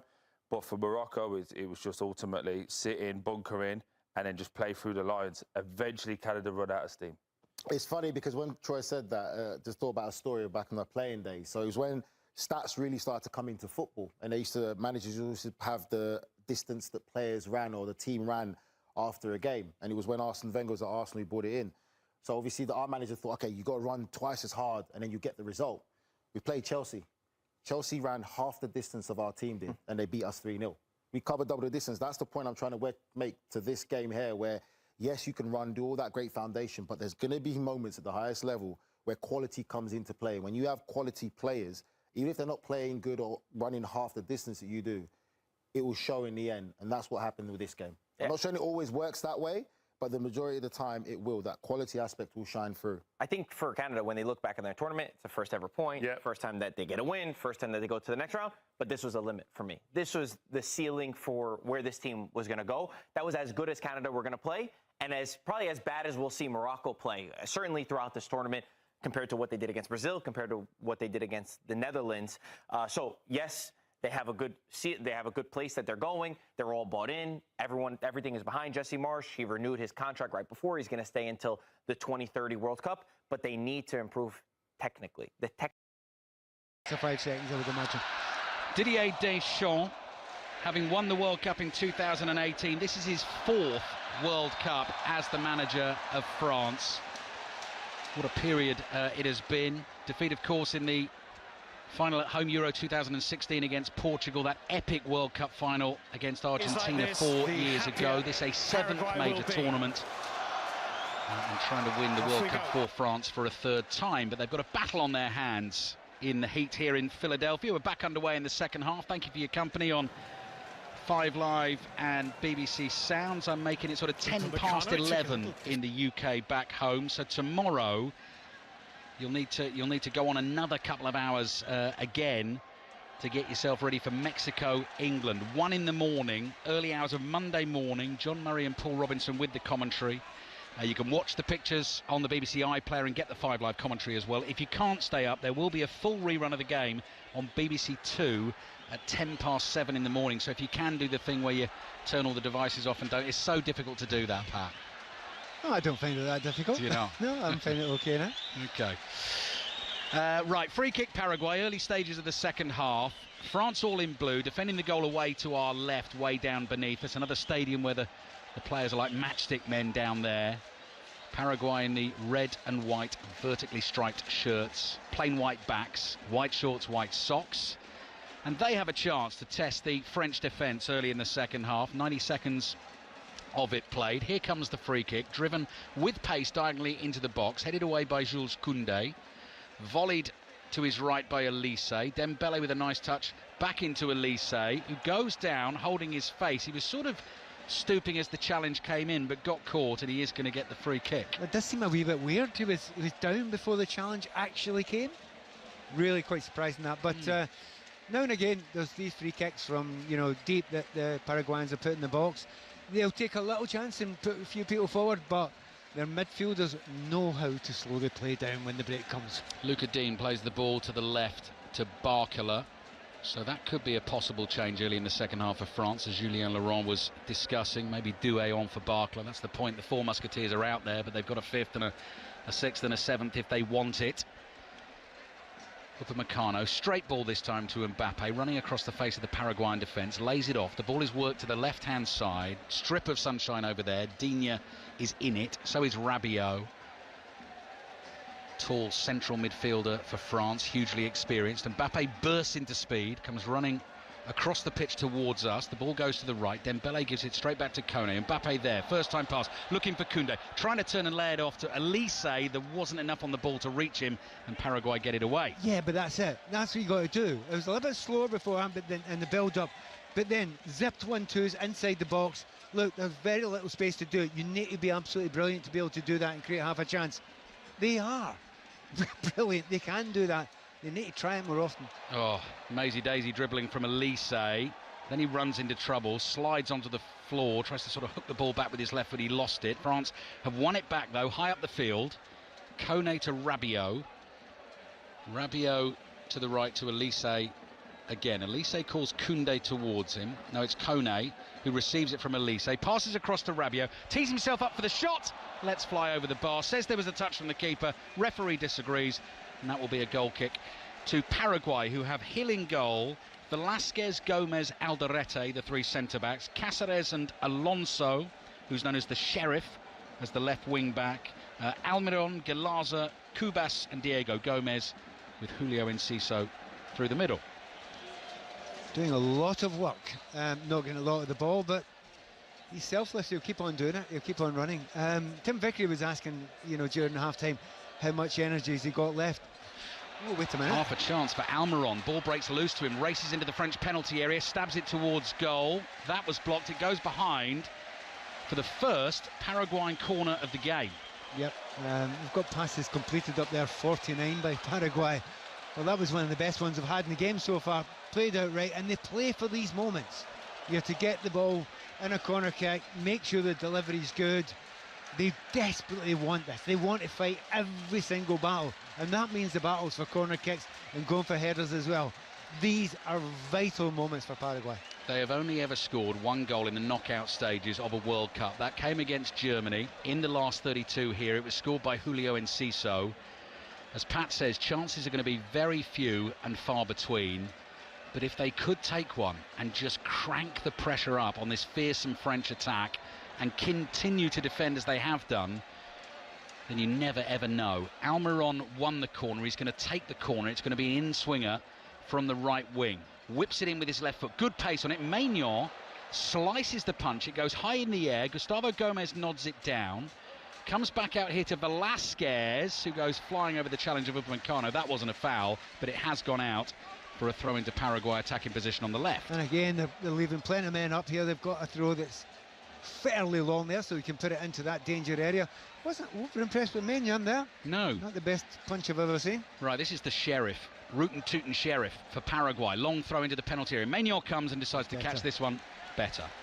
Out to the edge of his area. Oh, releases long ball over the top. That's brilliant. It's found Mbappe. Brings it down and then couldn't get the shot away. Couldn't quite control it how he wanted. Paraguay, I think there was a handball from Mbappe. The challenge came in. It's been knocked behind by Cáceres. France have a corner. And while Paraguay are discussing the decision, France have gone quickly with the corner along the dead ball line. The shot comes in. It's rifled into the side netting from Dembele, and it goes behind for a goal kick. And that's it. That's the chaos you're wanting. Do something different.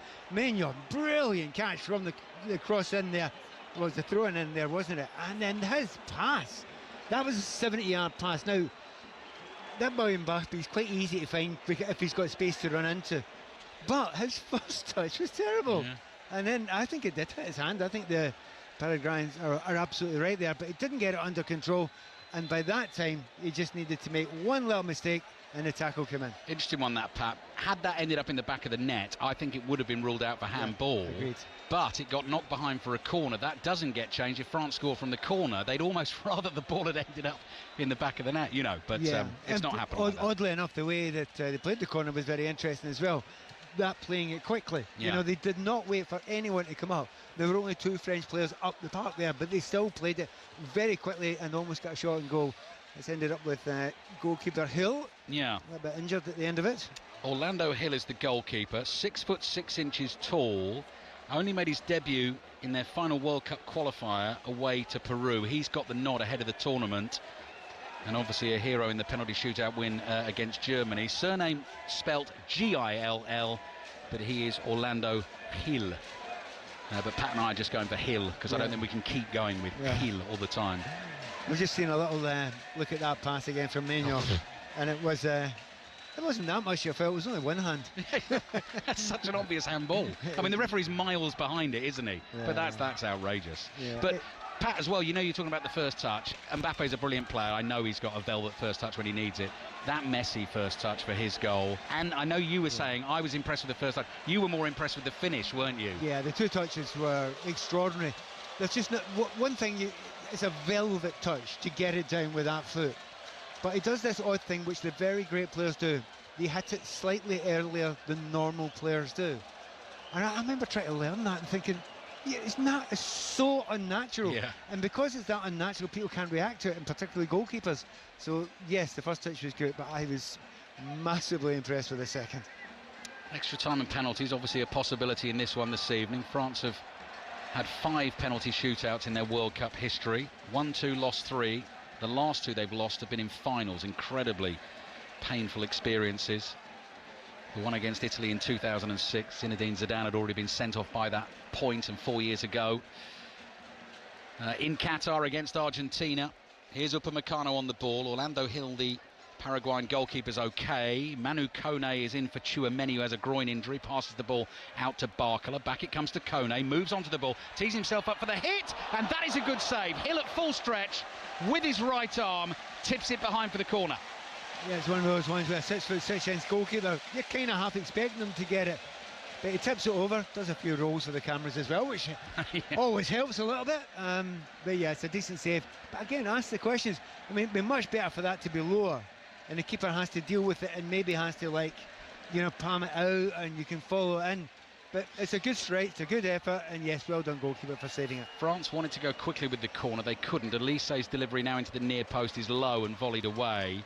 They thought the assistant referee wasn't strong enough there to get the Paraguayan defender 10 yards. They were making their point quite forcefully there. Oh, Elise didn't keep that in. No, not quite. He went round the back of the defender. He went off the pitch, stuck a left leg out to try and keep the ball in.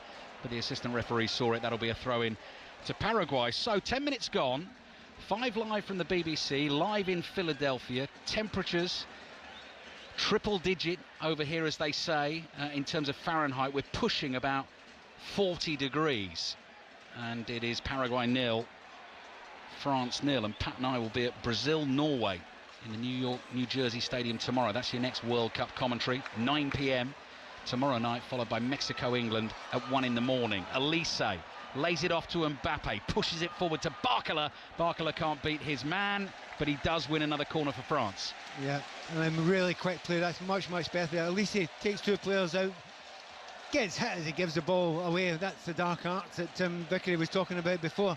But that was much, much better. That's what you want to see for France, if indeed you're a Frenchman or love beautiful football. Dark arts from the nightclub bouncers, as they've been christened by Tim Vickery during this tournament.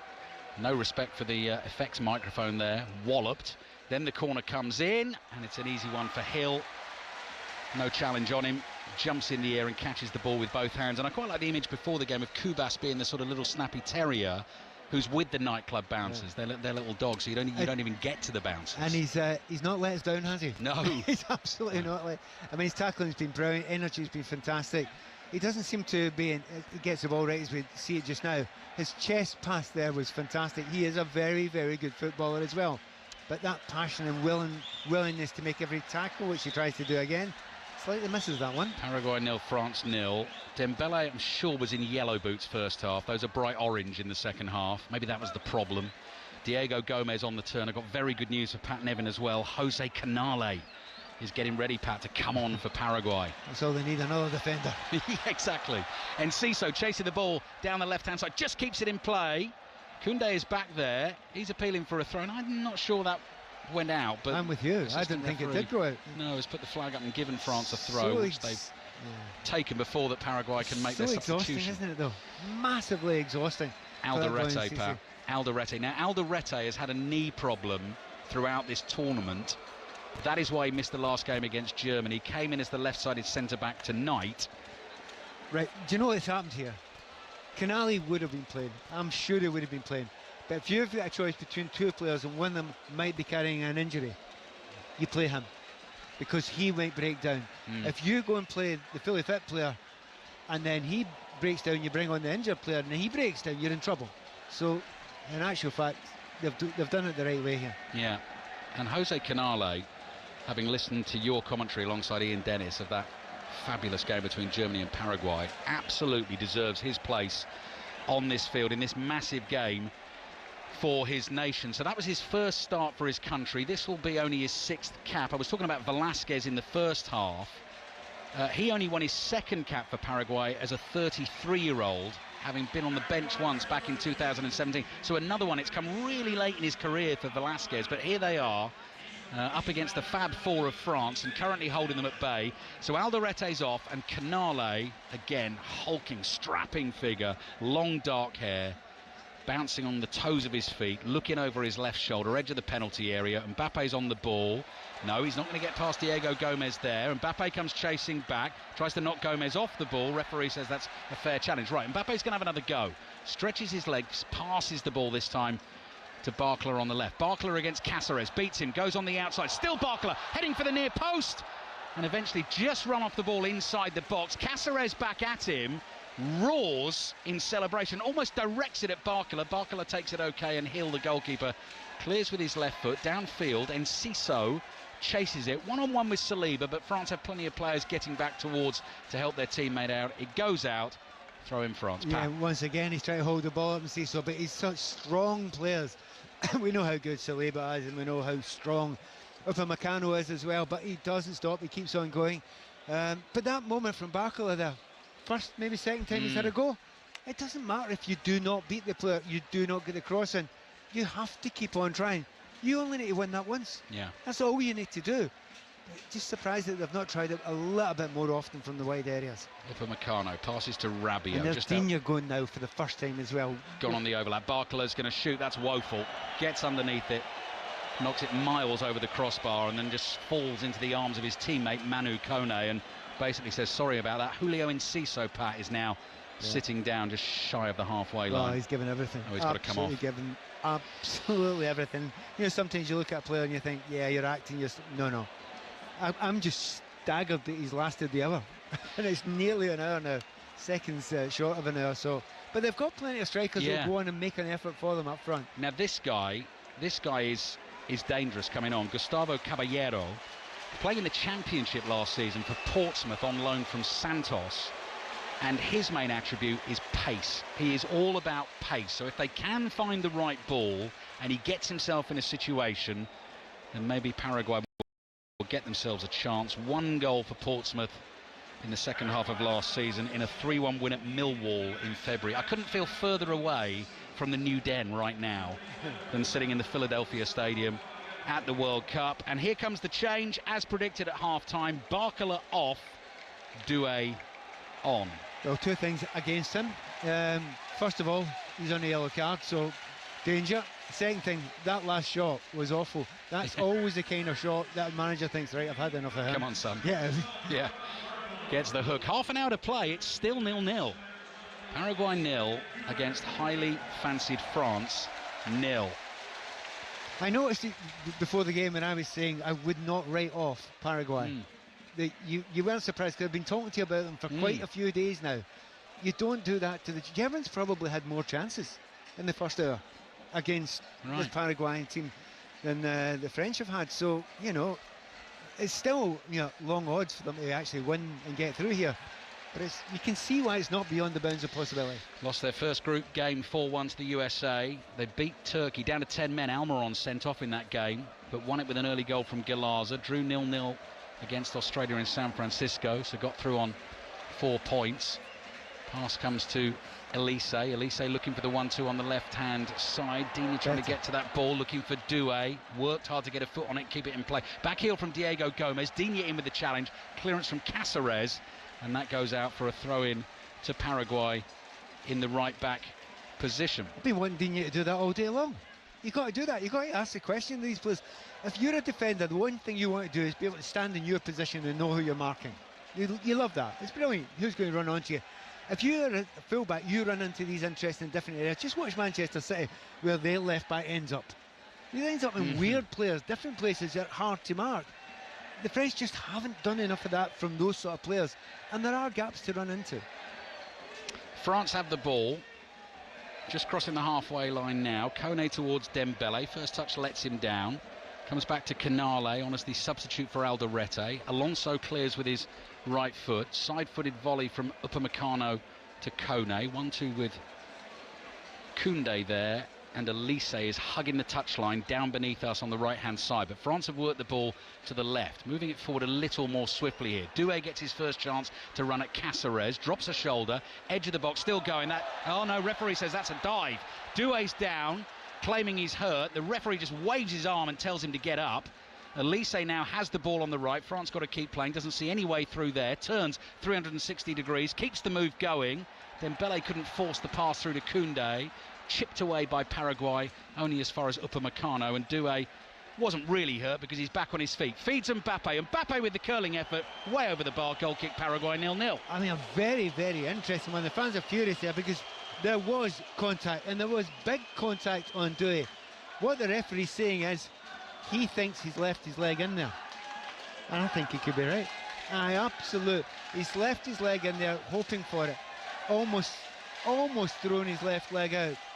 Some might say that Harry Kane tried the same thing the other day. Yeah. I don't think he did. I think Harry Kane just didn't move his leg towards the defender when he was looking for that penalty kick. This time, I think Doué does. He looks for it. That's, for me, good refereeing. Paraguay 0, France 0. 3 minutes away from the next drinks break, and then I'm going to do it. We're going to move into the last quarter of the game, Pat. He's gone. Sorry, I'm sorry. Gone for it. Just to emphasise how well Paraguay have done to this point. We're at the home of the Philadelphia Eagles, the Phillies Stadium. Over to our left, the skyline of Philadelphia away in the distance, and here come the formidable French. Forward again with Doué. 2 defenders in his way, draws them in towards him, has support from Dina behind him, but this is slow. What did Dina do? Nothing. Just stood there. You've got to give an option for the guy in front of you. Go wide of him, go inside of him.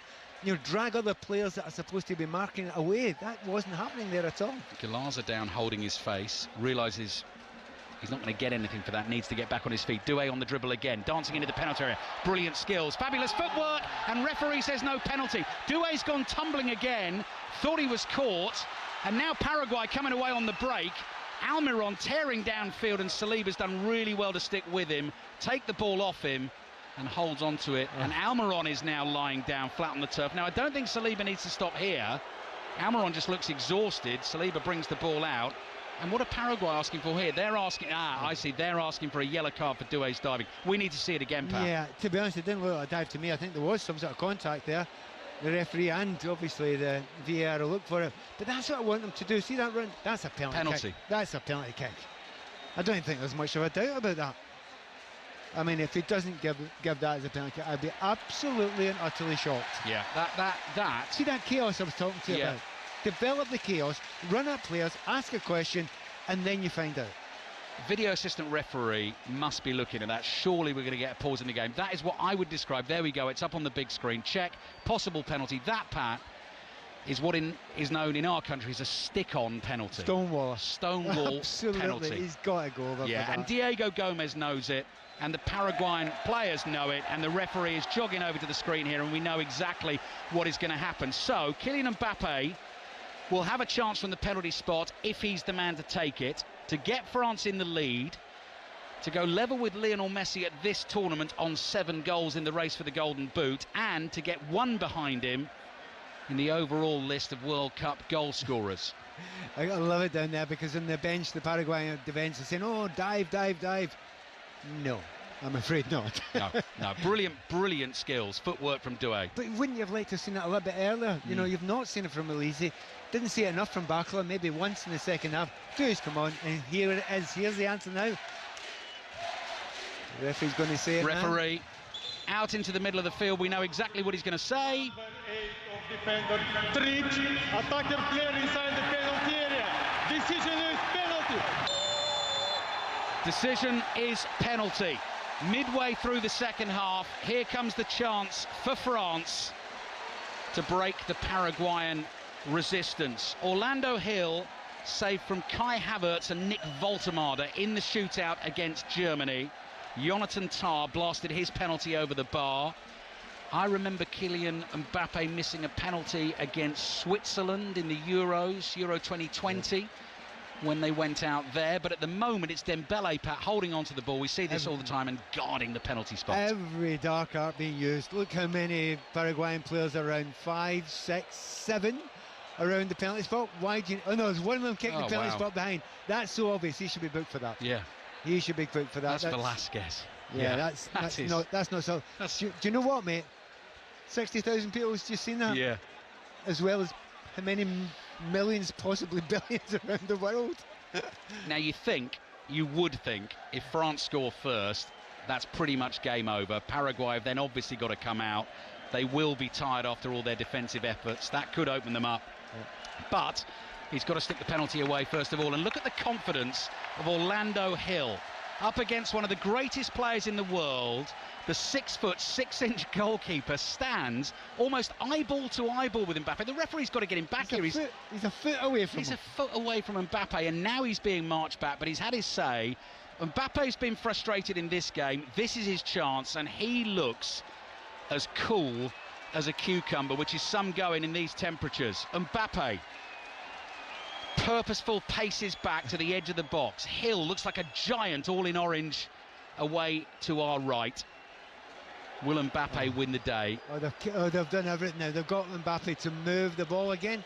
They didn't think any of the ball was on the penalty spot. Mbappe trying to steal a few millimetres there. Yeah, he's going to go through the pre-match routine. Pre-shot routine, I should say again. Pacey steps back this time. Couple of deep breaths, waits for the referee's whistle. Straight at it, Mbappe pauses with his right foot, scores. Sends Orlando Hill the wrong way. The Paraguayan defence unlocked. Kylian Mbappe has the key, and it was the brilliant dribbling from Désiré Doué that won the penalty. It's not quite been free-flowing France in Philadelphia this afternoon, but Doué's made the difference. Mbappe was never going to miss. He goes level with Lionel Messi on 7 goals in the race for the Golden Boot, and France take a big step towards the quarterfinals. Paraguay 0, France 1. Well, finally, in the second half, they do the thing they should have done beforehand. Run it, players. If you're against a packed defence and you have got great skills, just ask them the questions. Go on, try it. Can you tackle me? My feet are quick. Are your feet quick enough? And they clearly weren't there. And I'm just surprised it's taken so long for them to do that. But they did the right thing in the end. And the coolness of Mbappe when he walked up there. He had to wait a long, long time for that penalty kick. It never looked in doubt, did it? No. It didn't. So that's 19 World Cup goals in 19 games, which is quite simply astonishing from Kylian Mbappe. Fair few games still to play in this one, you'd think. And Morocco now, I'm sure, already thinking it will be France that they'll be facing in the quarter-final in Boston on Thursday. Maurizio is coming on for Paraguay. Here's a stat flashing up on the screen. Kylian Mbappe scored 10 goals in his last 6 FIFA World Cup games, and then they've given it the 19 in 19 one. Almiron is coming off. He'll be replaced by Gabriel Avalos. So attacking changes, it has to be. It's got to be a change of tack. Paraguay knocked Germany out in the last round. They did that on penalties. They've conceded the penalty here. Mbappe has punished them, and France lead Paraguay by a 1-0. And there's still a little bit of argy-bargy. Mbappe goes straight to Velasquez, and they are involved in a little verbal set too, just talking in each other's ears, trying to get the other one to react. Mbappe has scored the goal that has France in front, and France are going to be really dangerous now. This is Velasquez against Mbappe. Mbappe tries to head it past him. Velasquez wins that battle, controls it, smashes it downfield. Upamecano just has to cushion a little header back to his goalkeeper, Maignan. And the drinks break. So we're 27 minutes into the second half. We didn't stop for drinks there, did we? No. That's interesting. Interesting. They've forgotten the drinks break on the day. The temperatures are nearly... Oh, that's a late challenge on Rabiot. That's Maurizio straight into it. Oh, now it's getting a bit tasty. Cáceres has knocked Mbappe over and then sort of treads over him to try and get the ball. And Paraguay are just flexing their literal muscles a little bit at the moment. Pat Nevin. They're just using all the physicality they can.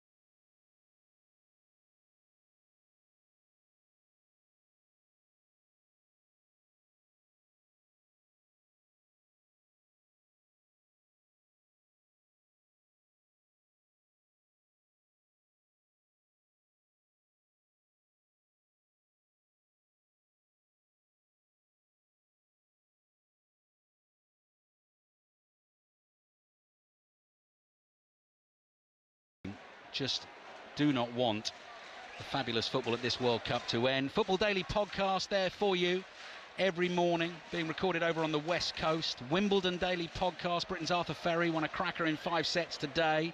That's out every day during the championships. Rugby Union Weekly. For all the details on the results in the Nations Championship today. Scotland the latest to play with a win over Argentina. England well beaten by South Africa. And the Test Match Special podcast as well. England's men beat India by 4 wickets in the first T20 at Old Trafford. Tomorrow, England's women against Australia in the T20 World Final. Coverage from 3 o'clock on Sports Extra, live from Lord's, 3 o'clock on 5 Live.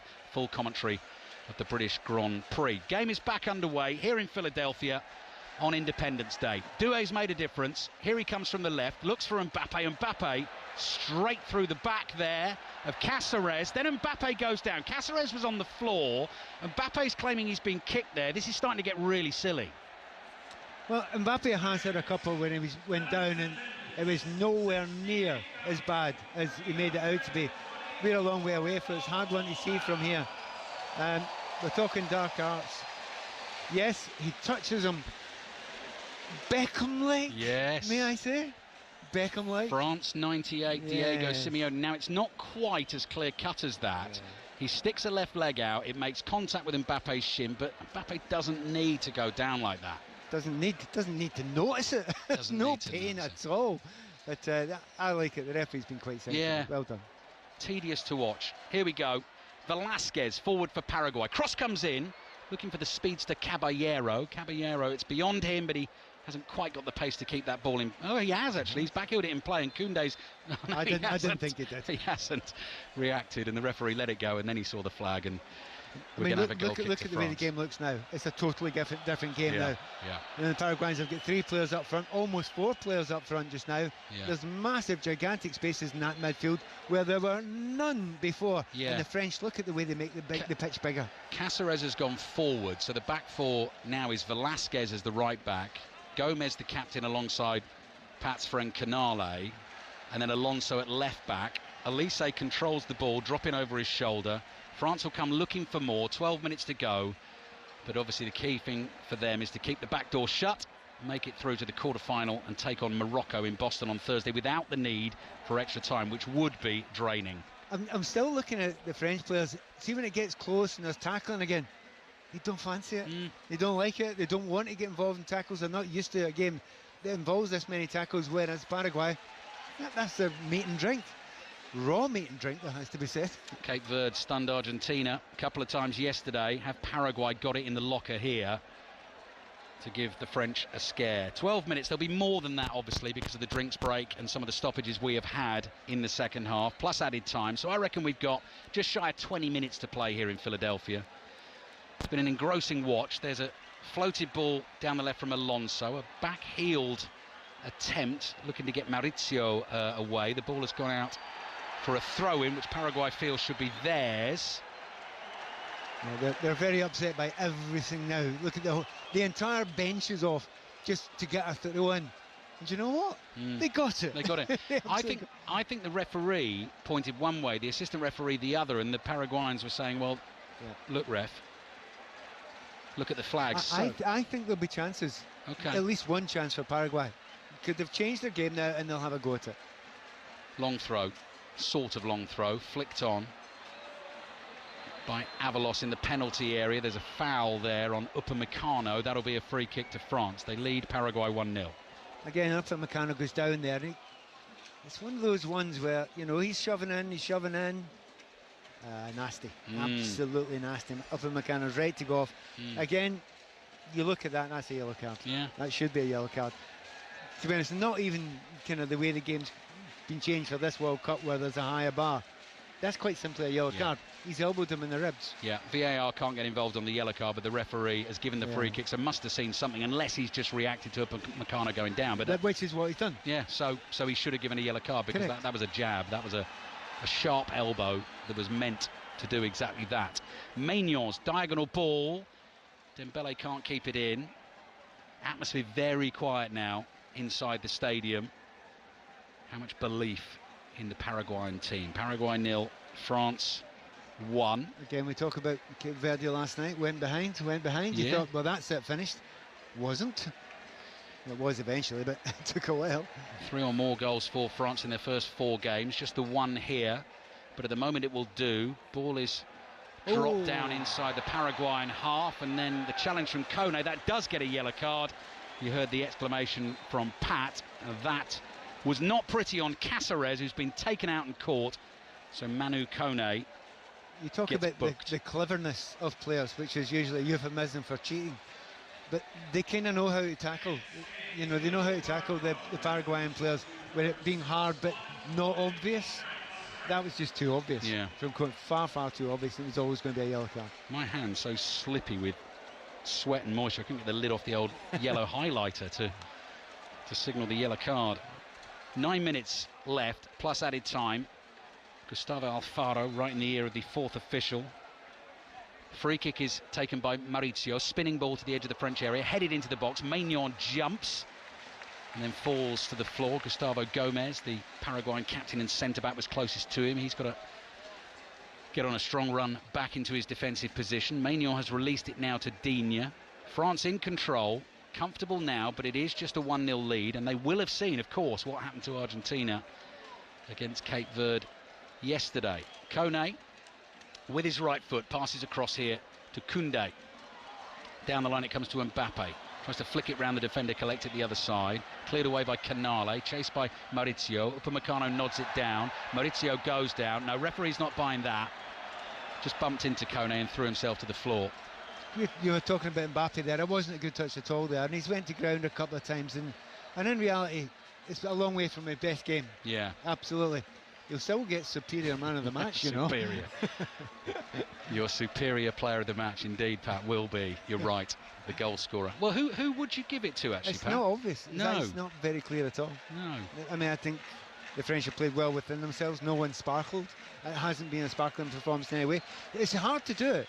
Sometimes you play against a team that's even a weaker side than this Paraguayan team. If they've got every man behind the ball in very little space, it's just hard to beat.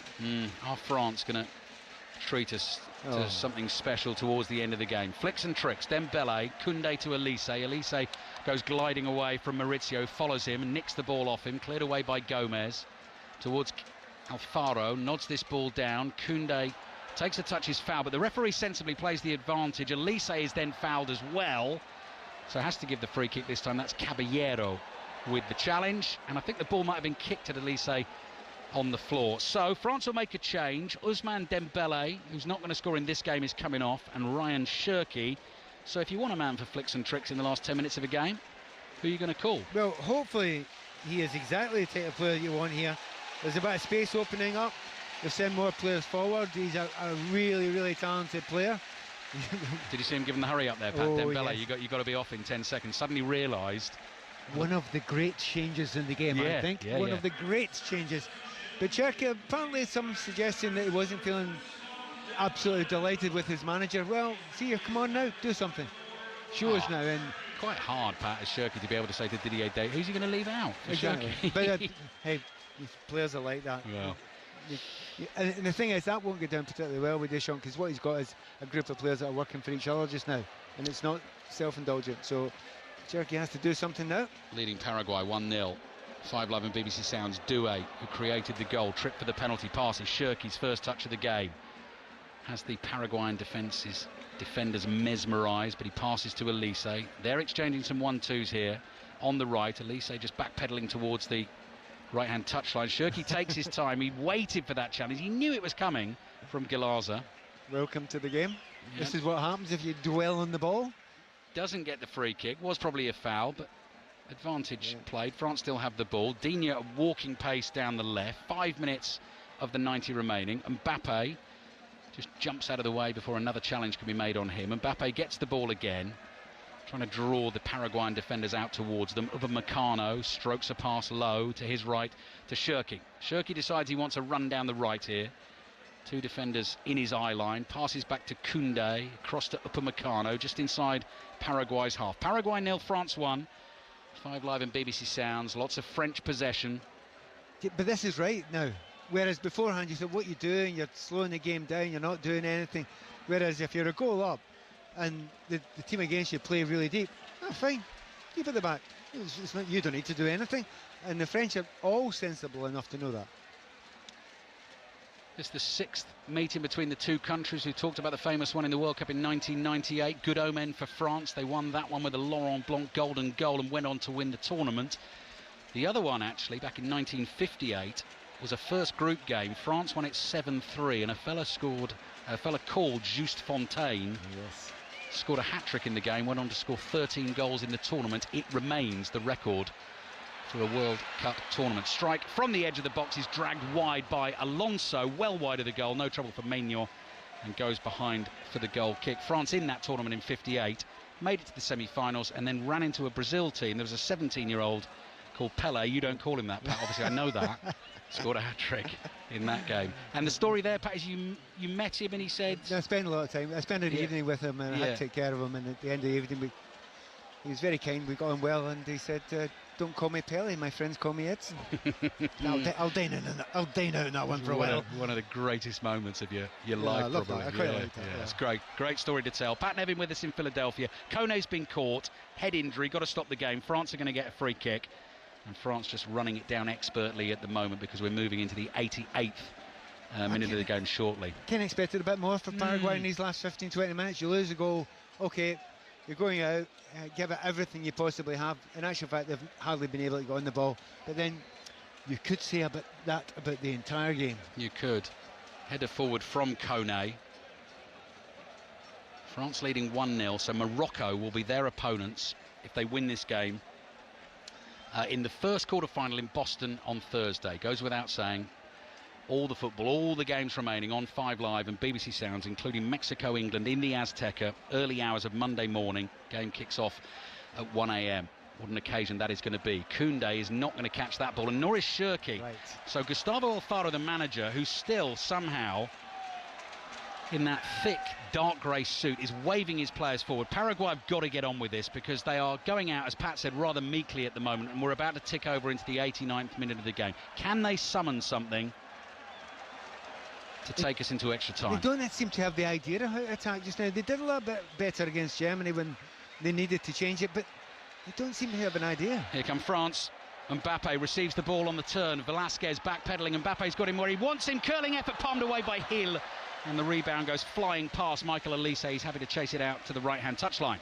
And that's the difficulty they've got. As soon as they put any players forward and they lose the ball, Mbappe will get it, and it's almost certainly going to be on target.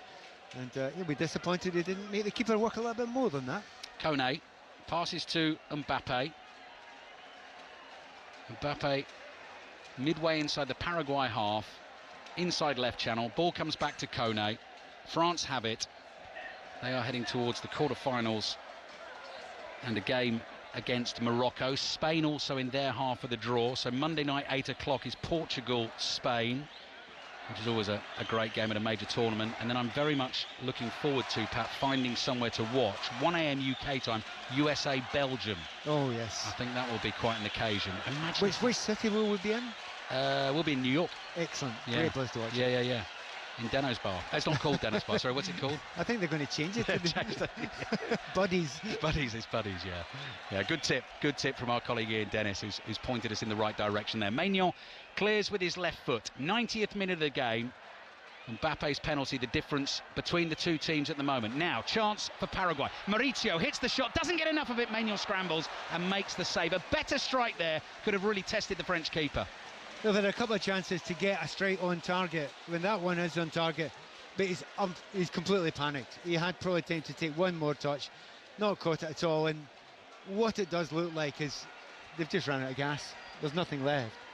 The fact that they've had to go and try and be positive and go forward just now, they have run out, and there's not much left in the tank.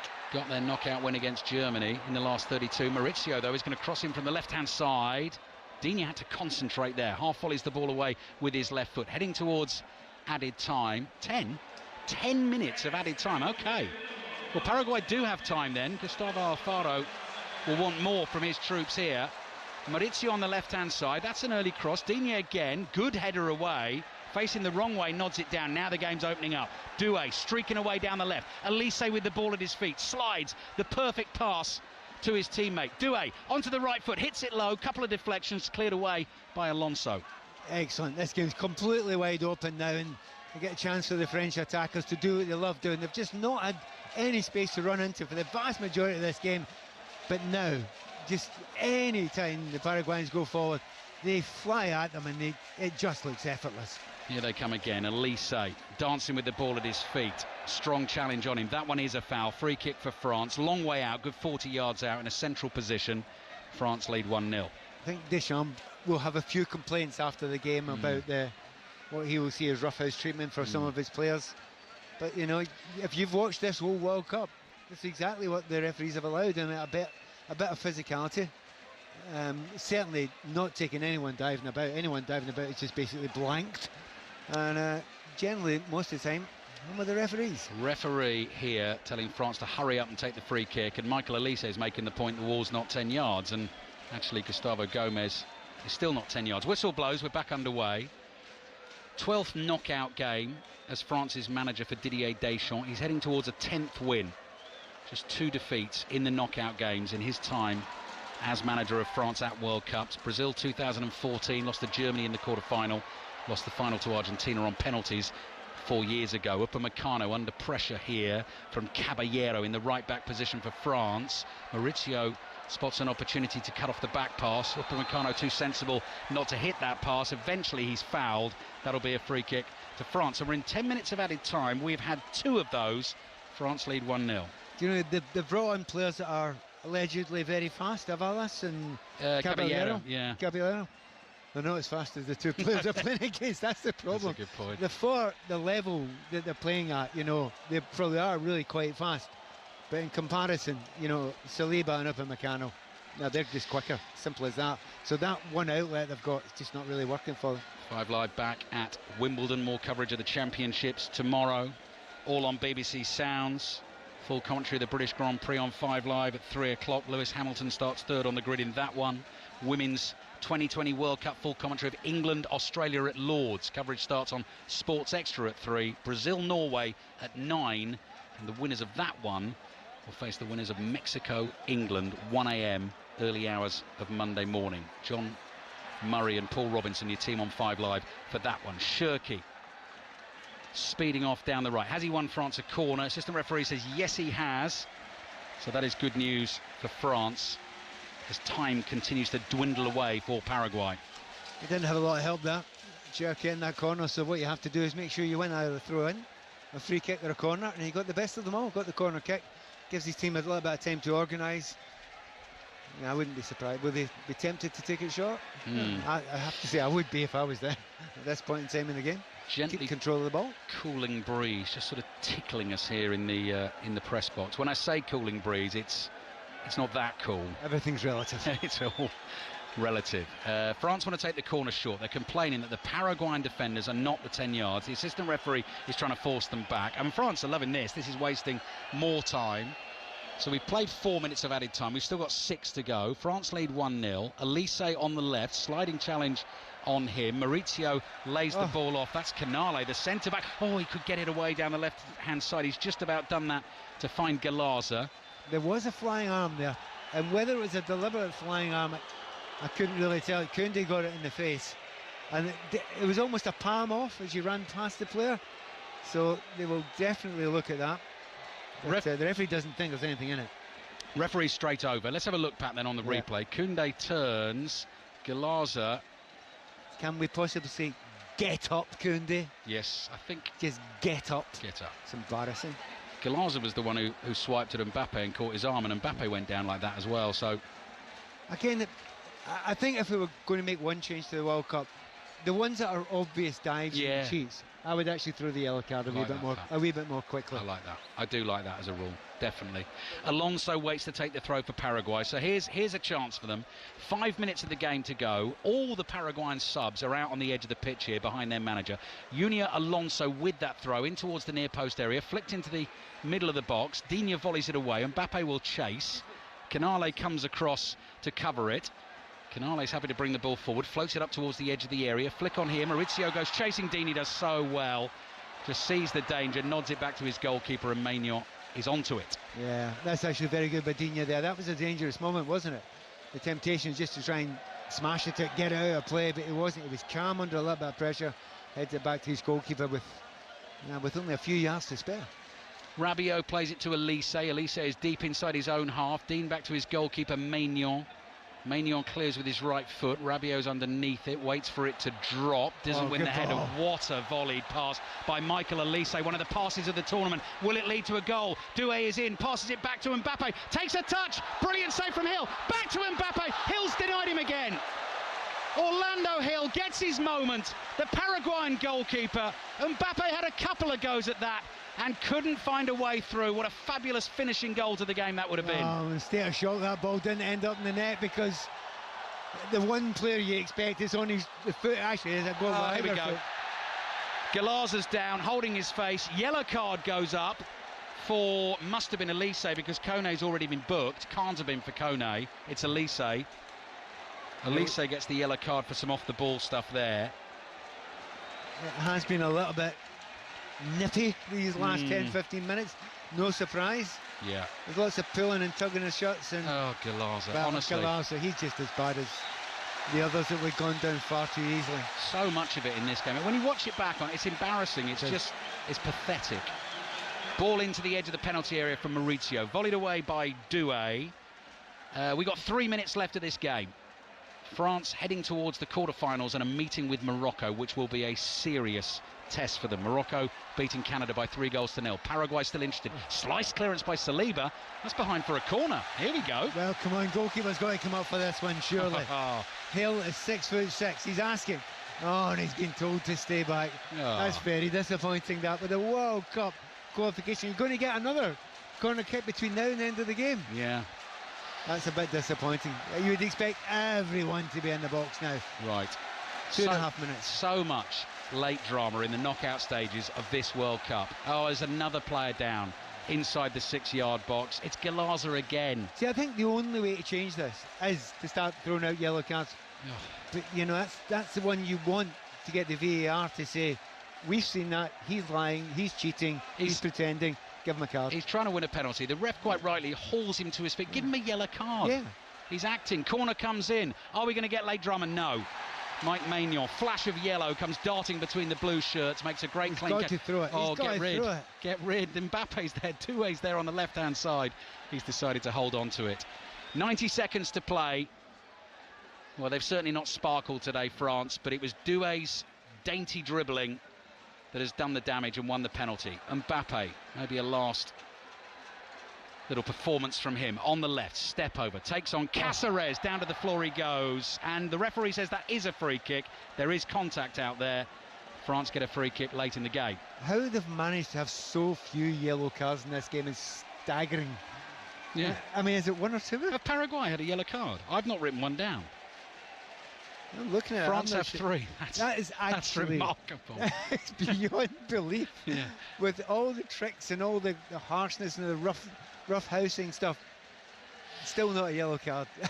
That is actually, there's a skill in that. There is seriously a skill in that. Yeah. Paraguay have given us one of the moments of the knockout stages of this World Cup, beating Germany in the last 32. Their World Cup is about to come to an end here. There's a challenge on Mbappe down by the corner flag. There's afters are Galazza again. Galazza's involved, shoulder to shoulder with Mbappe. The conversation continues. Mbappe's laughing at him. That's going to wind Galazza up. I think we're going to have to keep a close eye on everything when the full-time whistle goes here, Pat. And he's been bumped by other players. Yeah. He's got this the whole game. There's 3 players. Cáceres. 3 different players that went up and taking it in turns to bump Mbappe. Yeah. And he's got to keep his cool here, because if he, you know, obviously France don't want to lose him to something silly. He's just got to get out of that. Another French player is down.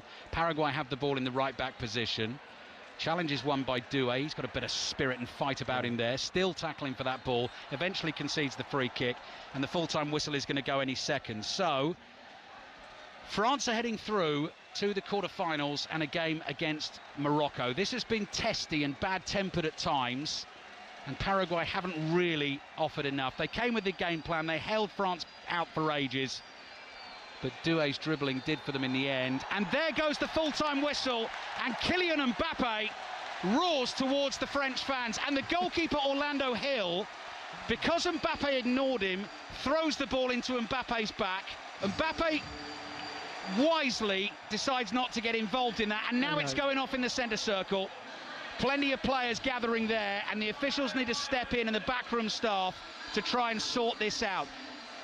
France definitely not at their fabulous best here in Philadelphia, but they had their moment. Doué won them the penalty. Kylian Mbappe has scored it. He's gone level with Lionel Messi on 7 goals in this World Cup. I think Galaz has been shown a yellow card in there.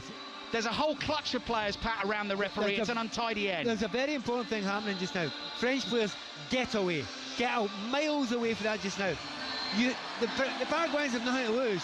French players are now doing what I'm suggesting, because you could end up getting a yellow card or a red card out of stupidity. Do not do that. Get away. You care nothing about the opposition now who are trying to wind you up. Yeah. And they're doing that. They've got away and they're celebrating with their fans. Well done. Great team won. Yeah, absolutely, Pat. Michael Elise was tempted towards it, but actually he's gone to some of his teammates who haven't played today to take their congratulations. The Paraguayan players are trying to get near their opposition, the French, but their World Cup is over. Brilliant against Germany. Couldn't keep France out. It was just the one moment, the brilliant dribble, the change made by David.